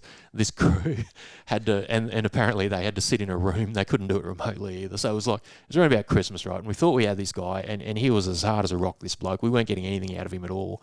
But you could tell when you sit in a room with this guy, you just know that he's pure evil, right? So, we had probably 95% of the intelligence said that it was this guy, but there was this 5% of doubt, and anyway, we could have gone for we needed more time with him because he was such a hard guy that we weren't making much progress anyway. So the option, what do we do? Do we get this extraordinary extension to increase his time as a guest with us or not? And I remember it would have been leading up to Christmas, so Parliament was stood down. The Prime Minister was in Perth at the time, and ministers were all over the country. And I had a really good sort of one star that I worked for in Kabul, and he was on the phone to me, and he goes, I get it. I'm deferring the decision to you, basically. If you tell me you want to do it, I'll back you all the way, and we'll do it. But you need to keep in mind that we need to drag the Prime Minister and all these people in to make that decision. And I'm like, holy shit, that Let's do it. So I thought, and I thought about it, and I had a really good relationship with the CEO of the SOTG as well. So I'm sitting in his office, and we're talking through it, pros and cons and all that sort of stuff. But in the end, we didn't do it because that 5% of doubt was enough to say that, well, I can't guarantee that, even from a evidentiary position, even if he was that guy, there's enough holes in the evidentiary case where he would probably get released by the Afghans anyway. So the juice wasn't worth the squeeze, and we ended up sort of not pursuing that. But that's just an example of the intensity of some of the stress there, where you're sitting there in the middle of the night going, how the fuck do I navigate this sort of situation? Yeah, so a lot of that risk was sort of outsourced and pushed downwards there, so it's pretty full on. Yeah, very rewarding job, but pretty full on. Yeah. We touched on some of those moral challenges from Iraq, and you said that that I guess incident in Washington with Yeah. that young girl. How are you travelling at that point in time through that job? Because I imagine that, like you sort of alluded to, there'd be some moral challenges within that Yeah. job as well. Absolutely. How were you travelling at that point in time? Well, again, with the benefit of hindsight now, probably not great. I was a bit of a shithead, to be honest. You ask my wife, she'll tell you that. So, I wasn't particularly the best husband and stuff. I was cranky and irritable and things like that. When it came to being on the job there, how it impacted me, probably if I talk about another little anecdote, it might illustrate that. But I remember sitting there, and a big part of my job, in that role that I explained before, was keeping my interrogators on track. And I was sitting there, and again, it was probably about 3 o'clock in the morning, middle of the night sometime, and I was watching this interrogation session happen, and it was one of my interrogators was interrogating this bloke, and he was not a senior Taliban leader, but he was a Taliban supporter. Like he provided logistics and sanctuary and stuff like that. So, and this guy was being interrogated by one of my guys, and he starts telling this story. They start entering a conversation, and this guy was saying, I had a daughter, and this guy was probably in his, 50s or 60s or something like that. He was an older guy. And he starts talking about his daughter, and he goes, yeah, I've got a 4-year-old daughter, but I don't have her anymore. And the interrogator was going, well, why don't you have her anymore? What does that mean? And he goes, well, I sold her. And anyway, they're getting into the conversation. He goes, well, I needed a new motorbike. Or no, not needed. I wanted a new motorbike. So he sold his daughter for the price of a quarter of a motorbike. Not even for the whole fucking motorbike. So he sold his daughter, and what he was alluding to was a sex slave. His 4-year-old daughter that he sold as a sex slave to fund a quarter of his motorbike. And that was again one of those moments that rocked me a bit, because my daughter was 4 years old at the time. Here I am on the other side of the world, wanting to be with my 4-year-old daughter. I didn't want to fucking be here talking to these idiots. And at that time I had missed most of my daughter's life, having lived overseas and being deployed and stuff like that. And this conversation was going through my head, like, how fucking dare you? You have the privilege of having your daughter at home, and you're doing that. As I've got photos of my own daughter on the wall next to me, so I'm like, fuck you, mate. So and I started having these sort of thoughts and dreams or intrusive thoughts and stuff like that about just frankly choking this bloke out. Like, what can I do to fucking to deal with this bloke? And I didn't do any of that, by the way. I didn't commit any war crimes. That's all right. But I was having those thoughts, right? So that was just a bit of almost a wake up call to me. Like, it's like, hang on a sec, you're losing a bit of control here. You might want to bloody just grip yourself up here. So, I had to sort of, just sort of recompose myself and sort of get in the game a bit. But that was an incident where it wasn't a particularly major incident. Like, all of that stuff happens all the time, right? But that particular event just rattled me in that moment, where I it sort of shook me into a place where I needed to just compose myself and then get back in the game. Yeah. Well, it's stuff particularly around kids. Obviously, is very hard to deal with, and I guess that's a different culture over there that views their kids, particularly young girls, in a very different light to what we do. Yeah.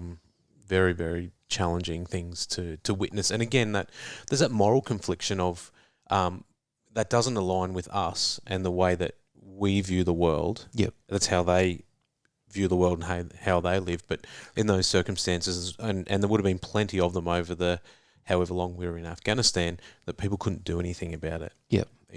And there's nothing that we could do. Yeah, absolutely. Except just understand that it's happening. And and it's tough, because this is like, ultimately I was a puppeteer for this guy. I was controlling when this guy sleeps, when he eats, what he does, how long he stays in custody, all of those sort of things. So I had levers to pull.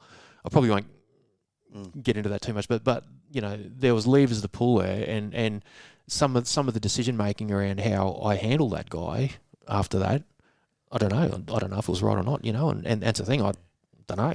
Because you start getting those, I guess, potentially acting out of that emotional realm rather than the professional. Exactly. Yeah. Is it an emotionally led decision based on that sort of response to that moral injury, or is it the appropriate tactical decisions to be made? Yeah, absolutely. And I don't know.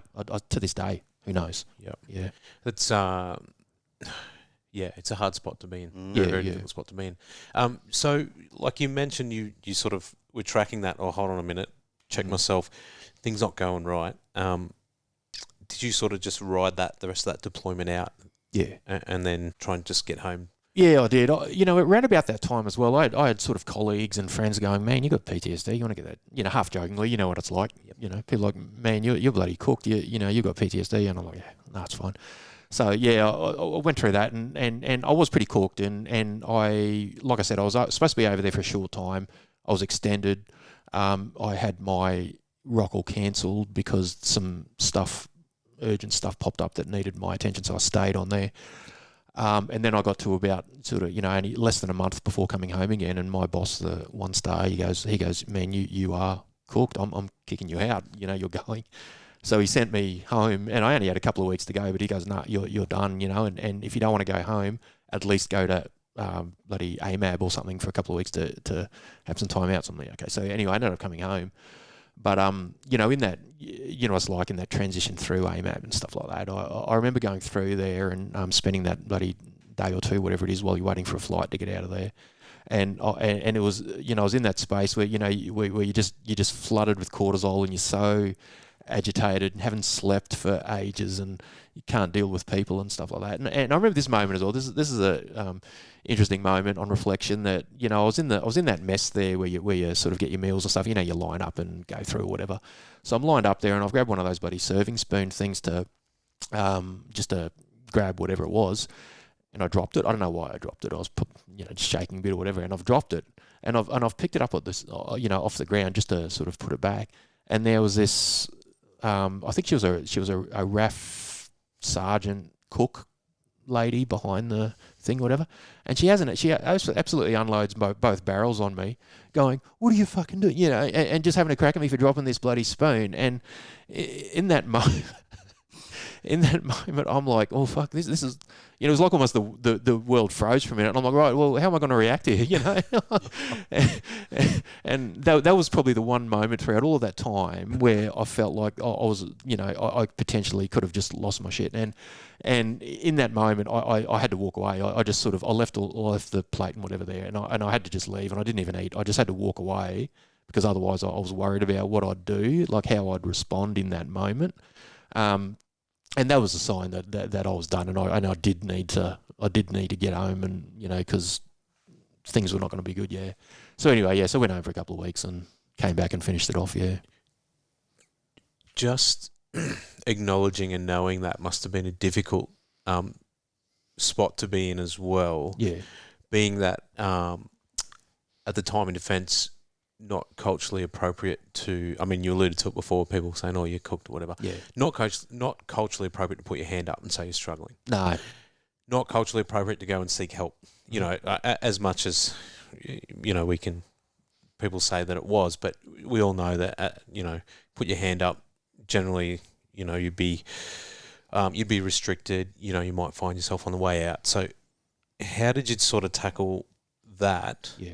Knowing that, hey, I've got some decisions here to make. I'm pretty cooked. I do need to address these things. However, if I put my hand up, there's a very real chance that I'm exit stage left. Yeah, well, I think I'd also add to that as an officer, it makes it even harder to put your hand up because you're managing soldiers, and you have that responsibility, and that responsibility always takes primacy. That is.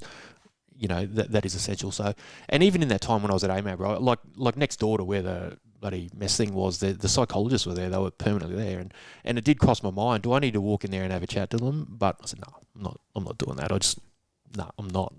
And then I just sort of got on with life. So like for me, and this is 100% maladaptive. I'm not saying that this was healthy at all because it wasn't.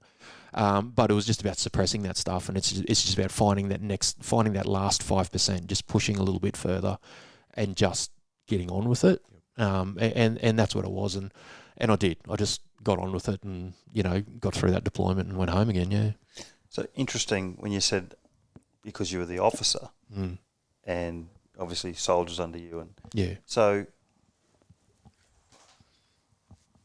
would there ever be in your opinion, would there ever be the feeling across the floor if you had have put the hand up and walked into that room, and that would there be a sense of relief from a soldier to go, you know what, my boss has just shown vulnerability, so it allows me to I guess what I'm saying is, could that have been a positive if you had have towards the rest of the troops? I know what you were saying, you were trying to do, protect that sort of rank level, I guess, but on the other side of that, it could have been also beneficial.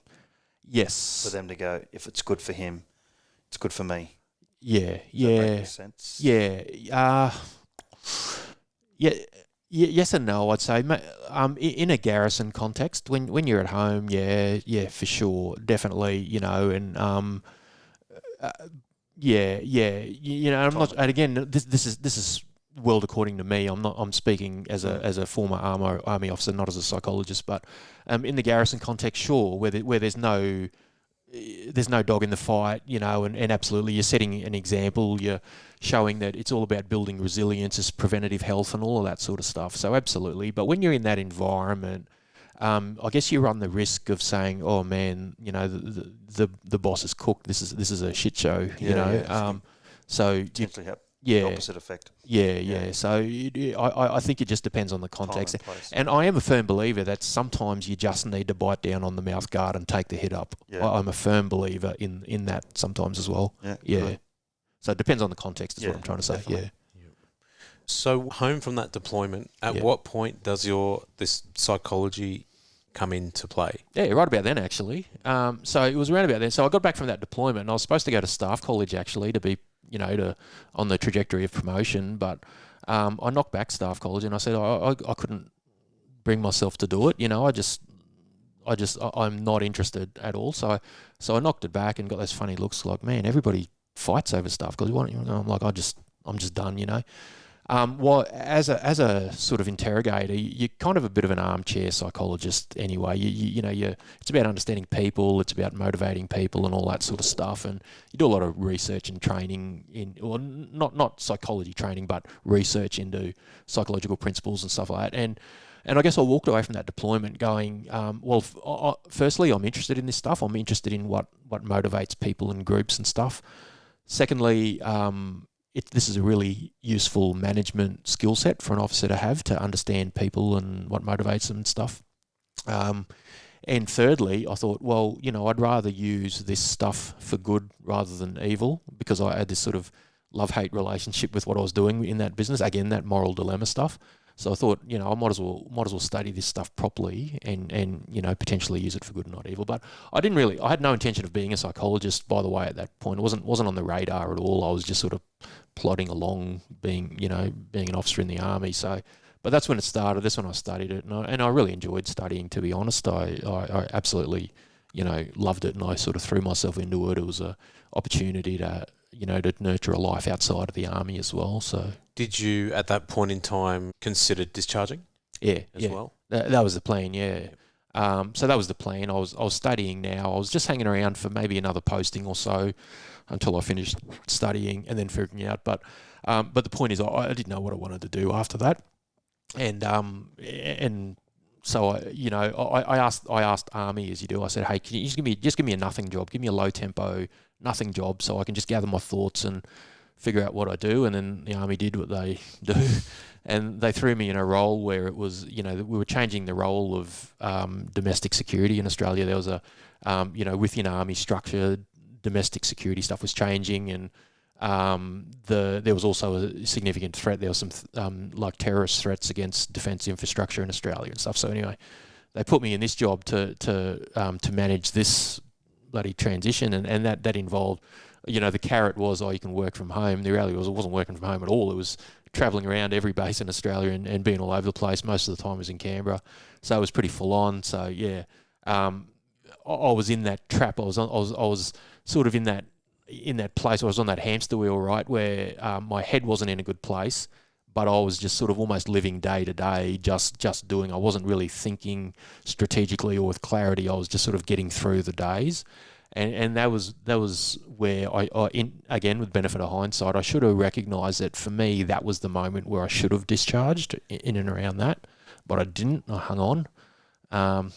So How were you coping with that?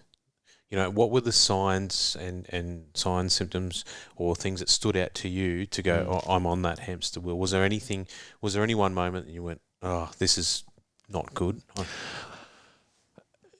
Yeah, I've never told this story before, so this will be news to my wife and others. But I do remember a moment when, by that stage we were living up here actually on the mountain, I probably wasn't in a great place. And in between all of that, by the way, my wife deployed to Afghanistan and had come back. But, I wasn't in a great place. And I remember, and I don't know how this came about, I can't remember the context of it, but I found myself down in the Kerry Valley, which is about an hour's drive away from here.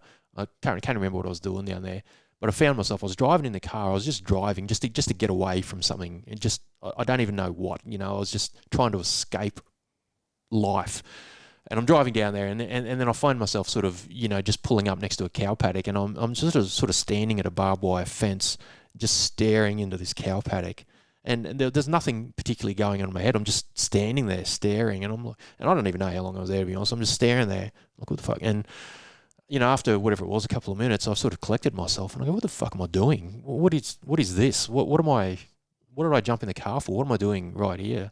And then I sort of drove home and sort of, I don't know, got on with. Well, I probably didn't. I just sort of, probably, had a few too many drinks after that, or during that, and yeah. So that was one of those moments where I'm like, man, this is, Something's up. Great, something's up here. Something's up here. And again, in the background, more people are saying, hey, you might want to bloody do something, about this. So yeah. And at what point, so you've recognised that, and you've known for some time that you've got some potential mental ill health stuff going on. You've had some people, say, express some concern. At what point did you go and, I guess, get some help? Yeah, well, I'd actually probably rewind, actually. Back when I came back from America and I said I was working at the Counter ID Task Force, and then I was working at SOCOM. During that time there, I did go and see a psychologist in Canberra. This is the first time I've ever seen a psychologist in my life, including army psychologist, and I didn't want to be there. I went to about maybe 2 or 3 of her sessions. She said, "You've got PTSD," and I said, "No, I don't."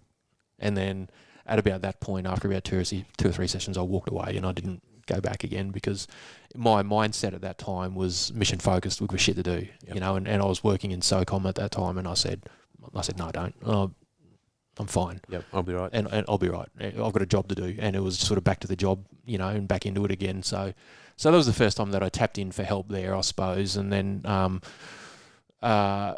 and yeah, I was sort of, fast forwarding back where we were up to then, I sort of, just was going about life. I was focused on studying, and, and studying was a useful tool, I suppose, to, I'm not one of those psychologists where I was sort of trying to figure myself out or any of that bullshit. But it was handy to just sort of reflect on stuff and understand stuff from a more technical perspective, if that makes sense. So yeah, I sort of did that, hung around in army, and then I got to a point where I had the opportunity to be sponsored to do an honours year with because I had a psychology degree, and I was going to discharge, and I was talking to the career manager types, and I had the opportunity to core transfer to psychology core. In return for them sponsoring me through a full-time year of study doing an honours degree. And I thought, yeah, I'd love to take a break from army to essentially be a uni student full-time for a year. So I jumped at that, and I said, yeah, absolutely, I'll do that. Very short-sighted. Like I said, I was kind of living day to day in my own head. So I said, yeah, absolutely, a break from army. I don't need to put on a uniform for a year. Let's do that. And then I signed a contract to sign on for a couple of years after that. So I went through that year, enjoyed my time studying for that year, and it was a good break from army, which is all wonderful. But the problem is that day when I had to put the uniform back on again, and that was it. And with that core transfer, I had lost all of my rank, so I had to go back to the start, yeah.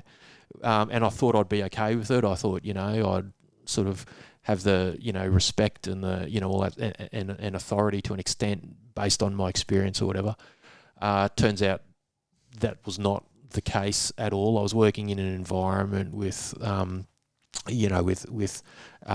specialists in their respective medical fields and stuff like that. And what I did in the past didn't matter to anyone. Who I was didn't matter. And, and I was treated the same as like a uni graduate that had literally just joined the army on that day. So it was tough. It was tough for me. And that's got nothing to do with the organisation, by the way. That is 100% me and where my head was. I had to do a 2-year internship as a provisional psychologist. I did a year of that. And then I basically couldn't do it anymore. I said, no, I'm done. I dead set am cooked now, and I was talking to some people. I sort of had colleagues or friends that were sort of COs and stuff like that of units at the time, and I had a chat with a few people. I said, no, I'm done. So I went and saw the doctor at that time. I had a bit of something minor happened at work, and I had a bit of a meltdown, and I said, no, I can't do this anymore. I'm done.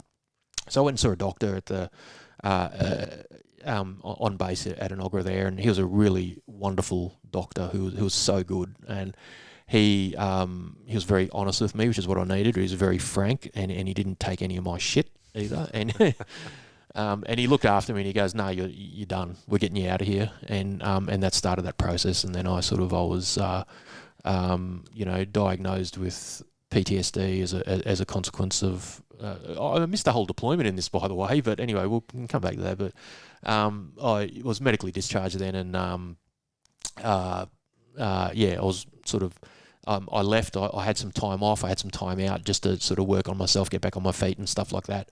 I ended up finishing my my psychology internship with Open Arms in Brisbane, who were really wonderful in supporting me through that. And then I registered as a psychologist, sorted my sort of own backyard out, and then here we are. Yeah. So, given that diagnosis, what was the feeling? Was there a sense of relief to almost go, you know what, I knew something was up, but now it's got a title?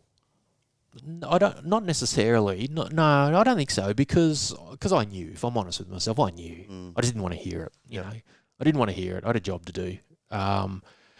So the label didn't matter to me.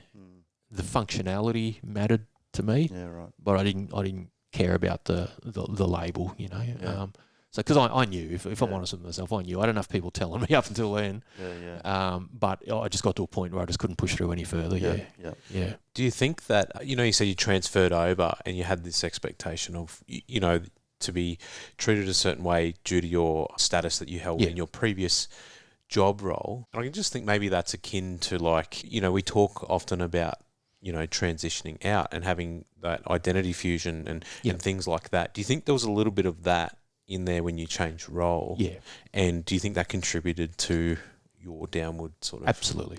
100%. Absolutely. So, a key sort of chapter to my story that I completely missed there is another deployment to Iraq, and that was immediately before I core transferred. So that was back to Iraq, working up in Taji, where at that stage it was conflict with Islamic State. Islamic State had overtaken pretty much most of Syria and northern Iraq, and they were sort of threatening Baghdad. And I'm not sure if you were involved around about that time at all, but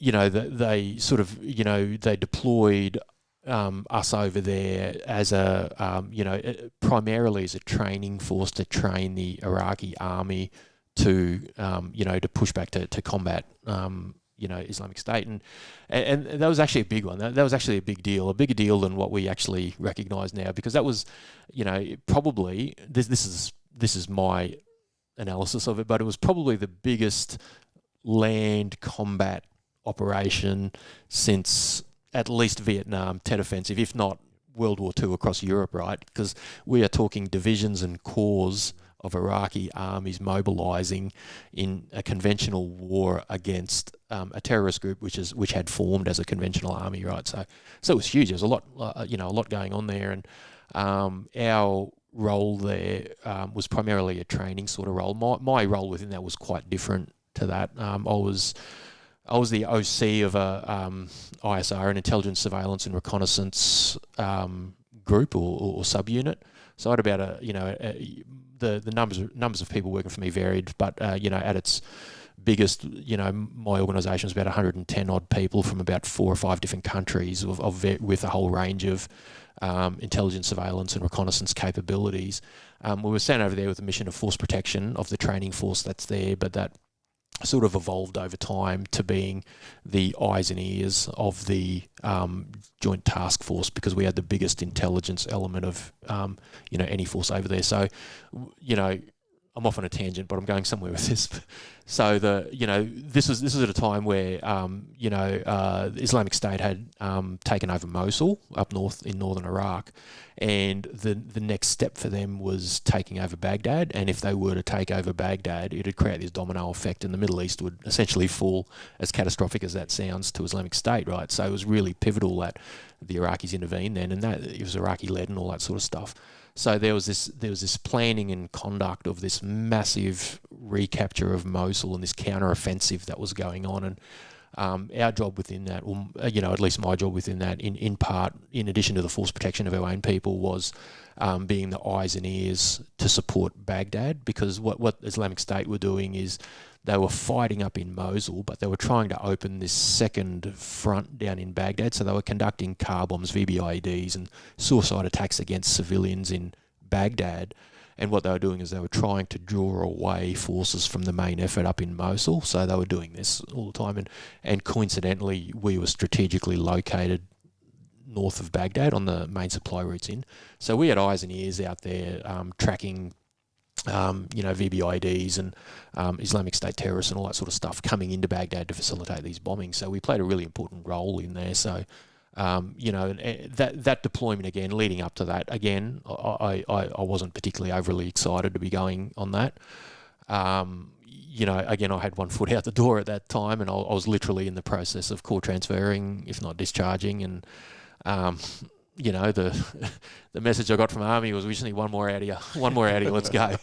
So anyway, so I went.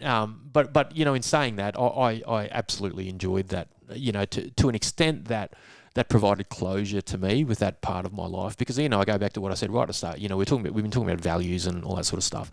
It's that sense of righteousness that I felt when, watching the news in 1999 with the support of Timor.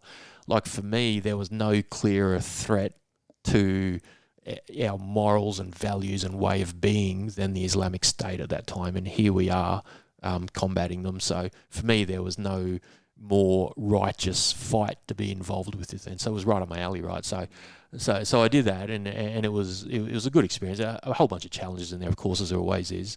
But from that sort of, it was almost like morally healing that was a good thing. So I sort of went through that, and it was great. But I was definitely cooked, and by the end of that, I was well and truly done. And I guess the challenge for me with that was that I literally came back in, I don't know, I think it was about December, around about Christmas time in 2016, and then literally I was enrolled in uni then to be a civilian then. So there was no transition or anything like that. It was, literally one moment, we're supporting the counterattack on Mosul, and then literally a week or two later, I'm a bloody uni bum kicking around at uni. So it was all a bit weird, right? That transition was just all a bit weird. And it was another one of those moments where, again, those sort of bags in the back seat of your car are cracking me in the back of the head, where it all sort of catches up with you. So I went into study then, and then sort of part of the reason that I struggled in that when I core transferred to psychology when I came back to work was that in my mind I couldn't rationalise I couldn't contextualise that what I was doing was important, because I just come out of a situation where, again, we're bloody, supporting this counterattack in Mosul thing, and then sort of the next job I'm doing in Army is I'm talking to some young digger who was sent in to see me because he got in trouble for doing a nudie run around the gun line, and I'm like, what the fuck am I doing here, And so it was, shout out to our Artie brothers yeah, and sisters. exactly. So I'm like, what the hell am I doing here? So so that was that was a challenge, and again, nothing to do with the organisation, 100% about me and where I was at. And that gets at that point that my relationship with the Army was done at that time. I just did not recognise it, and that is 100% my fault. Nothing to do with the organisation. It was just I didn't recognise at that time that my relationship with the army was over. It's fascinating that you go from, like I said, Iraq straight into uni, and I can imagine your class, integrating into that would just be something else, because I imagine,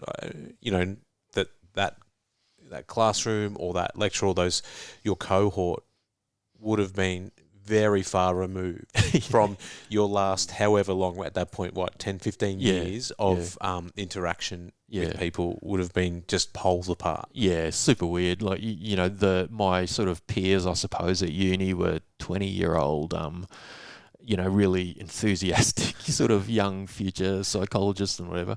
And here I am, this weird old guy that's hanging around uni. This weird old cranky guy. Yeah, weird old cranky guy. So it was dropping spoons in the cafeteria. Yeah. So it was a bit strange. But in saying that, at the same time, I absolutely loved that. I loved the opportunity because I love the content. Right, it was.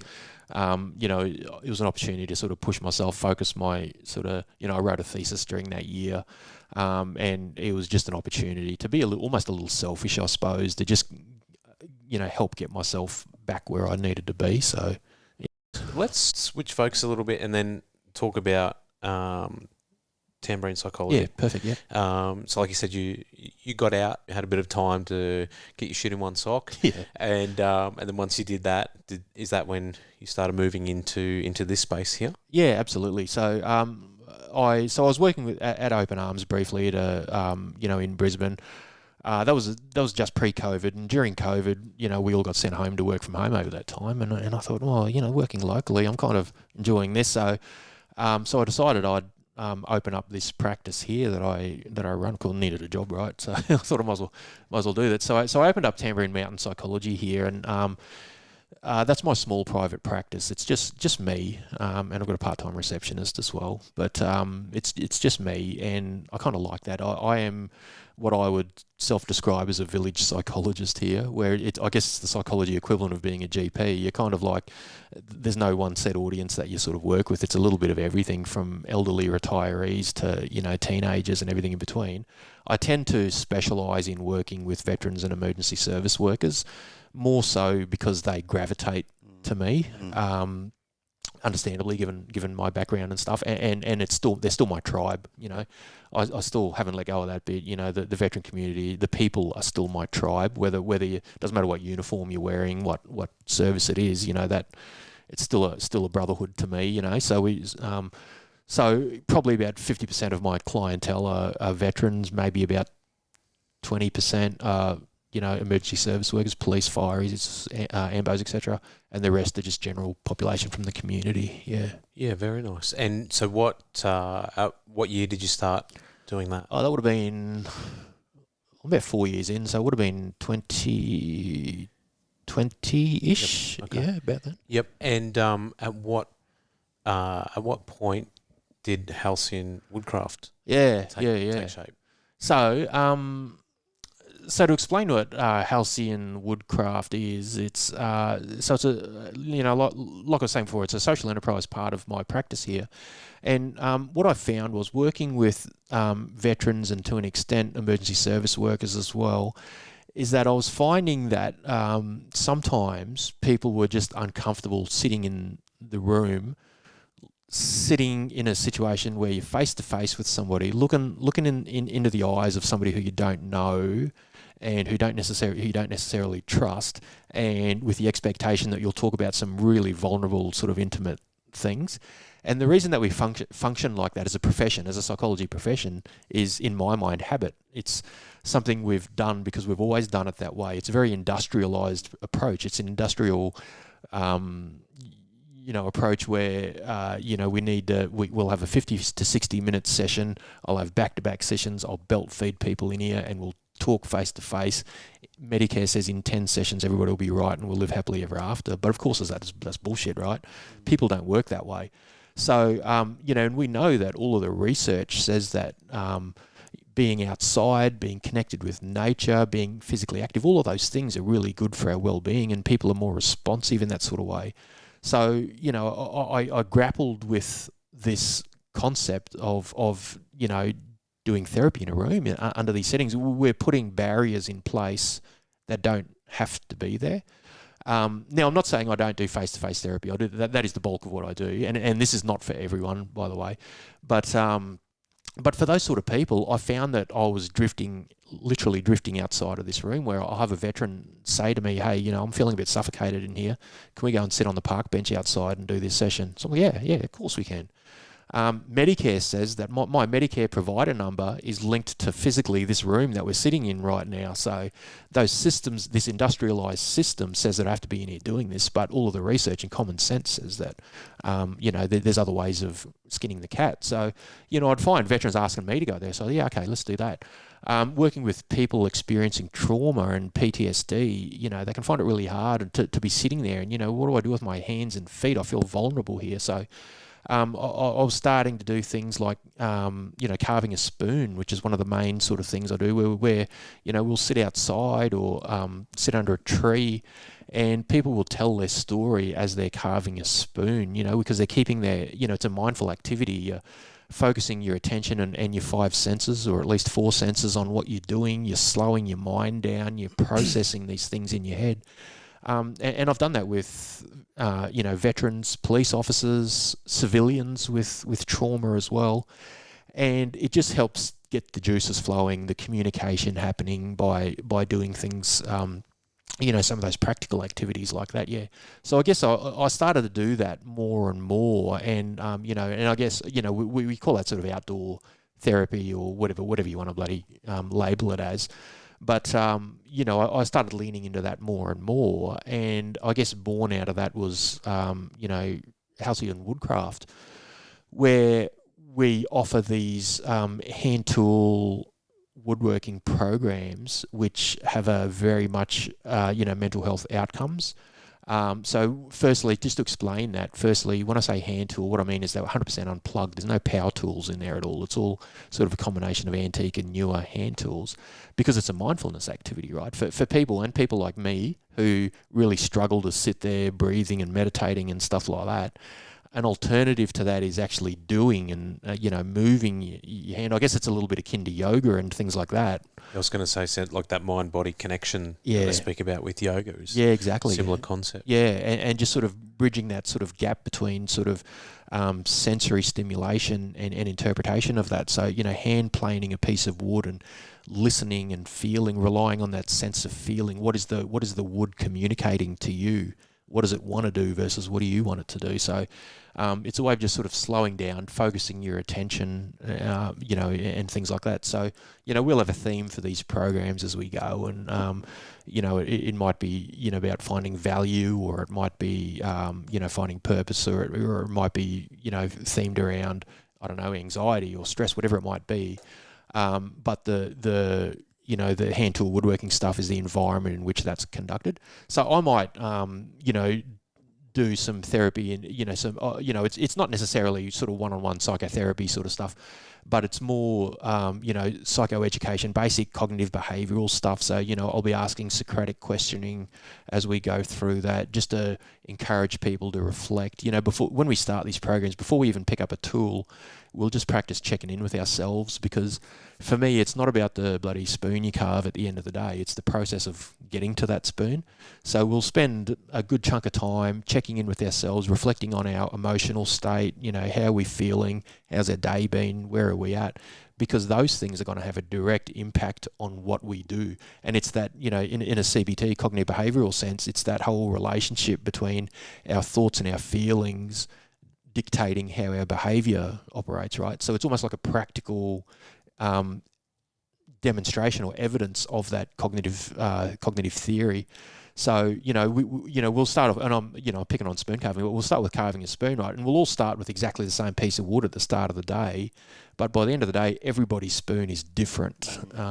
And that is a consequence of where we're at that given time, because those thoughts and emotions will dictate how we function, how our hands work and things like that. And if we can understand that that's the case, we can find value in that. We can find value in that spoon. If it was just about the spoon, I can go to bloody Kmart and buy a spoon for $1. It's not about that. It's about that spoon is an extension of yourself. It's an expression of where you are now And you know what? That's okay. It's beautiful in itself. It scoops stuff up. It looks great, and it's got all of those scars that you are carrying. It's not going to be perfect, it never is, but it's going to be unique. There's going to be no other spoon like that, and that's kind of cool. So that's the sort of themes behind what we do. Yeah. Opposed to you standing at the group saying, step one is now from that period there, carve that out there. Now you're going to do that. Yep. You're not doing that. It's letting them do that. And exactly. Letting them get into that flow state. The best moments in those workshops for me is when the room goes silent. And it happens every single workshop. You'll get to a point where it just goes silent and everybody's in their flow state. Everybody is really in that mindful state where they're noticing what they're doing. They're focused on what they're doing. And in that moment, they're not thinking about the trauma, or they're not thinking about the fight they've had with their husband or wife. They're not thinking about the financial stress. They're just focused on where they are right now. Yeah. Concept. Yeah, that's awesome. Woodcraft, is that something that you've stumbled across yourself through your journey, or is it something you've always had an interest in? Yeah. How did you arrive at carving spoons? Yeah. So woodworking is something that's I guess always been part of my life, going back to my childhood, right? Living out in the bush and doing stuff and making stuff. Like, I've always been very handy and practical like that. I've always had a fascination with lost crafts and old crafts and things like that. I do a bit of blacksmithing on the side and stuff like that as well. So all of that stuff's always been interesting to me. So it does bring into my own personal interest into this as well. Being in the army, you're a bit limited in your ability to do that. I mean, at one point, I think I lived in 12 different houses in about 10 years or something like that. It was just insane. So you never really have the chance to unpack your shit and do stuff. So it was always on the back burner through that time. But after sort of settling up here, and in particular leaving army, it's been something that I've deliberately immersed myself in. And actually, you get at a point where that I sort of wanted to mention to you as well. It's about the premise behind this woodcraft, right? So for me it's almost like a sub hobby, for want of a better term, to this nature-based stuff that I'm really heavily into, right? And I go back to my own life, growing up in the bush and being happiest in those settings. That was always really important to me. And I mentioned earlier, like coming back from Iraq, coming from the desert and seeing the greenery of Darwin was just happy, right? Coming back from Afghanistan from a really stressful time, I remember having this urge that all I wanted to do was just lay down on my lawn, and I just wanted to simplify my life and just lay down on my lawn and fuck the rest of the world. Like, that's what I wanted to do. Maybe that was the need to pull up at that paddock and just stare. Potentially, yeah. I hadn't actually thought of that, but yeah, absolutely could be.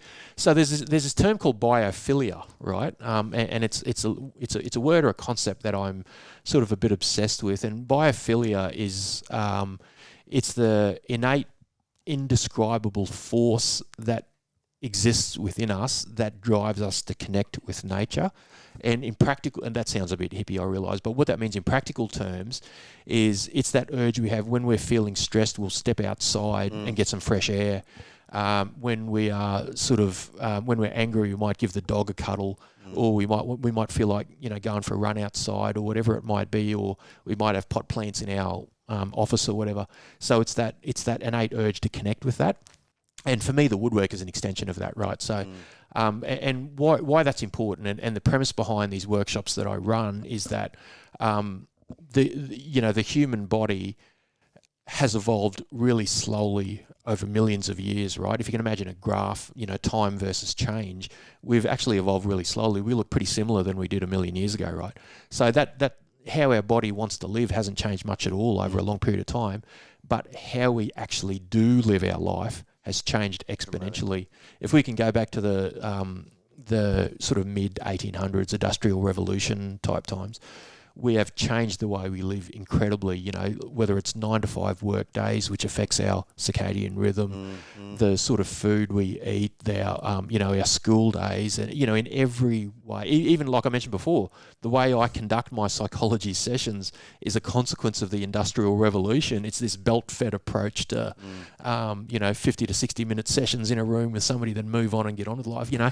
But all of that stuff is not how our body wants to live, right? So So what happens if we have this deviating sort of trajectories of how our body wants to live and how it actually lives, and that delta, that gap that exists between that, is what I call a biophilia delta. It's a level of stress that we all carry around in our lives that, in my mind, doesn't necessarily need to be here. Now, I'm not talking about trauma or financial stress and all that sort of stuff. All of those things are separate layers in our bucket. But what I'm saying is that we all carry around this baseline level of stress as a consequence of the way we live our life. And what I advocate for with this nature-based work, and by extension this woodwork, is that if we can reduce that baseline level of stress, it leaves room in the top of our bucket to deal with those situational stresses, the trauma, the relationship stress, financial stress, or whatever, right? So it's a easier target, for want of a better term. It's a less traumatic sort of target set when it comes to psychology, if we can sort of do that. And what I'm talking about there is, we know, for example, 20 minutes of exercise outside can reduce our, or increase our well-being and, reduce depression and all that sort of stuff. We know that there's studies out there, there's Japanese studies, which I'm fascinated in, whereby, people's well-being is improved by physically touching wood, for example, not necessarily doing anything, but just physically touching it. So all of these things are really simple things that we can do in our life, to basically listen to our body at a very primitive sort of level and clear some room in that bucket to deal with the inevitable sort of stresses that we get. Yeah. With the, so you've seen both sides, obviously, with the room sessions as well as the outside, woodwork. Yeah. Do you see an improvement in recovery time with clients that are on the tools and opposed to sitting in a room for an hour with you, like the traditional? Yep. Yeah, absolutely, yeah. So I'll caveat that with saying that this is not a silver bullet. This is not. It's not for everyone, and there is no such thing as a silver bullet with this thing, right? And this is just another tool to have in your toolbox, and it's really important that I emphasise that. I'm not saying that conventional psychotherapy is ineffective. It's not. It's highly effective. But what I'm saying is it's an alternative and it's an augmentation to conventional therapy. But yeah, when I sort of sit outside with somebody, I'll always ask, how are you feeling before we start? How are you feeling afterwards? I can say, in all honesty, 100% of the time, people walk away happier than when they started. And even the spoon carving workshops that I run here, for example, or other woodworking workshops that I run here, I always ask people how you feel afterwards, and for feedback and things like that. And without exception, people say, I'm happier now. I've enjoyed this, So it just does. Yeah. It just does. And it can't not do it, because all of that research we have into connection with nature and slowing our mind, mindfulness, touching wood, all of that sort of stuff, it taps all of that evidence that we have.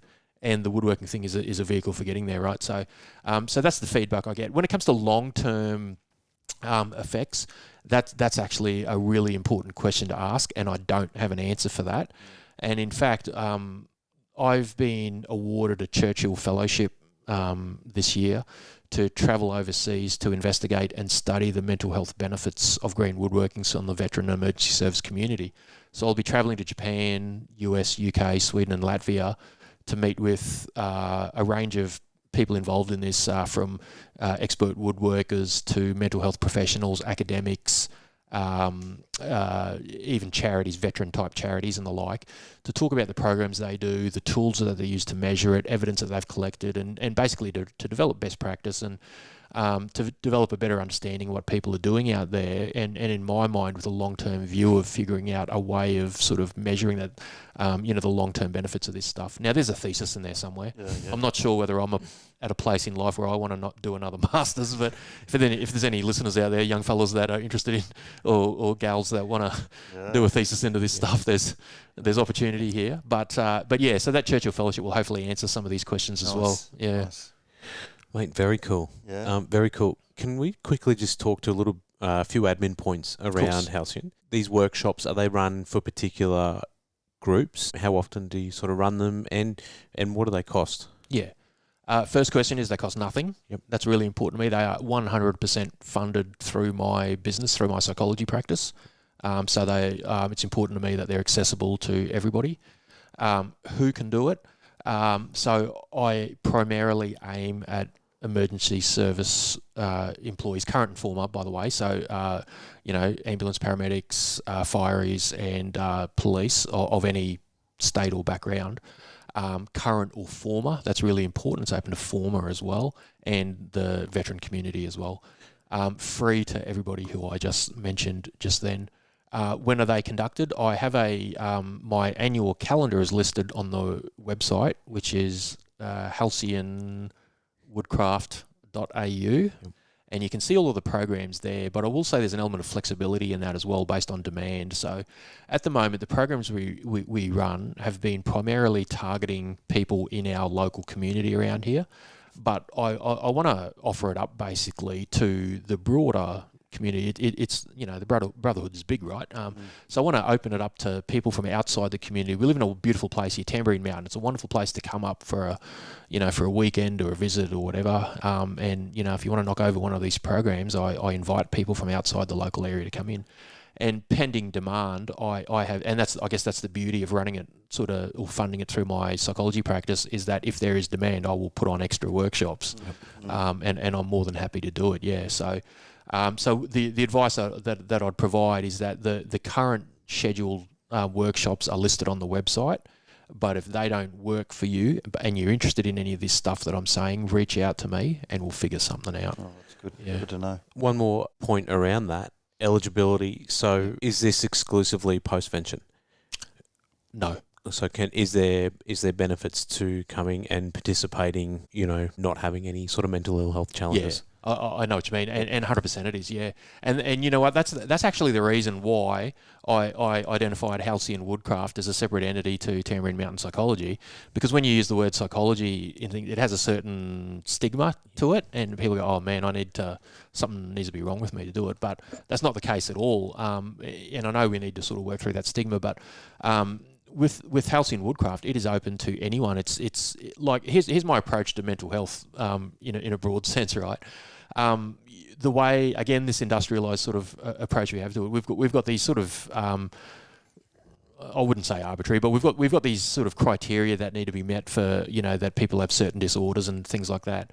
But and that's really important to have that. But the way I approach things is that I don't care where your baseline is, right? It's you could be a really highly functioning person, or you could be a really sort of unwell person.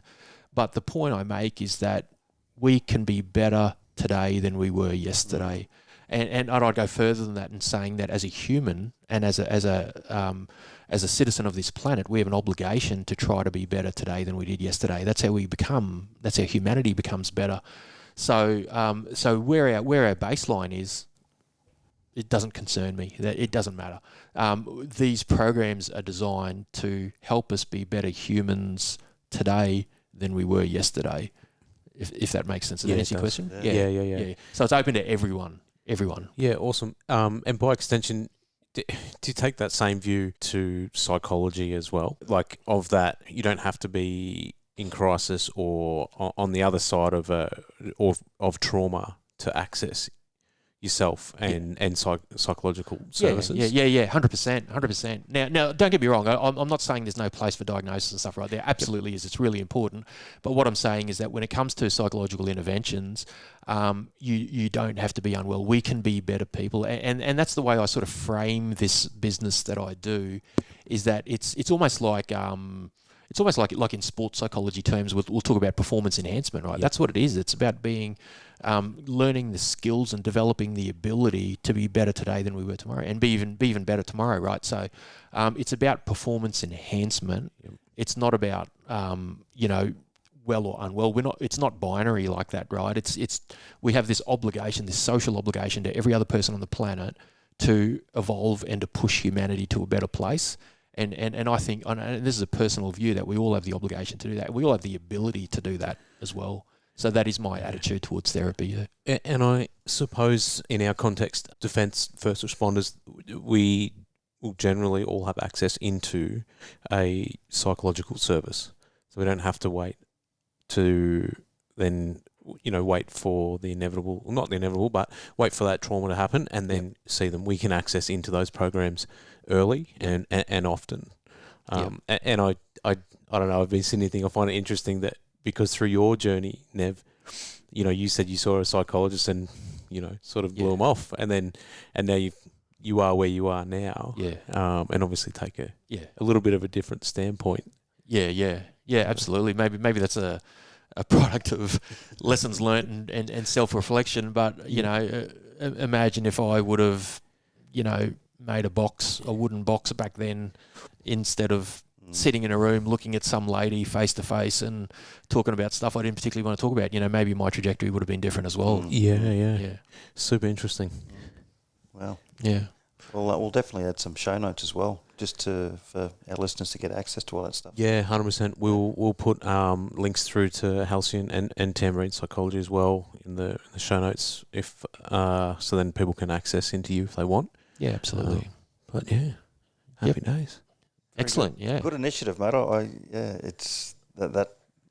Yeah, well, I think our and this will resonate with you guys as well, is that I don't believe that when you discharge from any of these services that we've been talking about, your commitment to service doesn't finish then. I think you have almost an obligation, I suppose, to continue that service. You might not be in uniform, you might not be, fighting fires or rescuing people out of car crashes or whatever, but there's still this obligation to continue to serve. And I've seen that firsthand here in our community. We've just had this cyclone blow through, and the number of, former military folks, fireys, stuff like that have stood up to lead the charge in that recovery is a reflection of that. So, and that's part of that sort of, humanity response to this stuff, right? We have that obligation to continue to serve others. And when we are doing things that are bigger than ourselves, that is the key to happiness in my mind.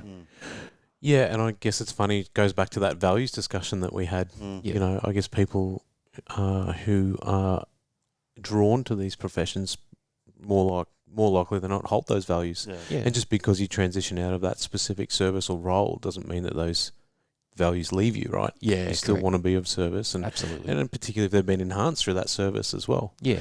That team first mentality, and that putting something above your own sort of needs. Yeah, absolutely. It's not going to go away just because you've hung the uniform up. Yeah, exactly, and nor should it go away either. Yeah. And I look at the work that you guys do as well. Educating and putting these messages out there to the public. That's an incredible sort of service as well. So yeah, I can see it very evident with you guys as well.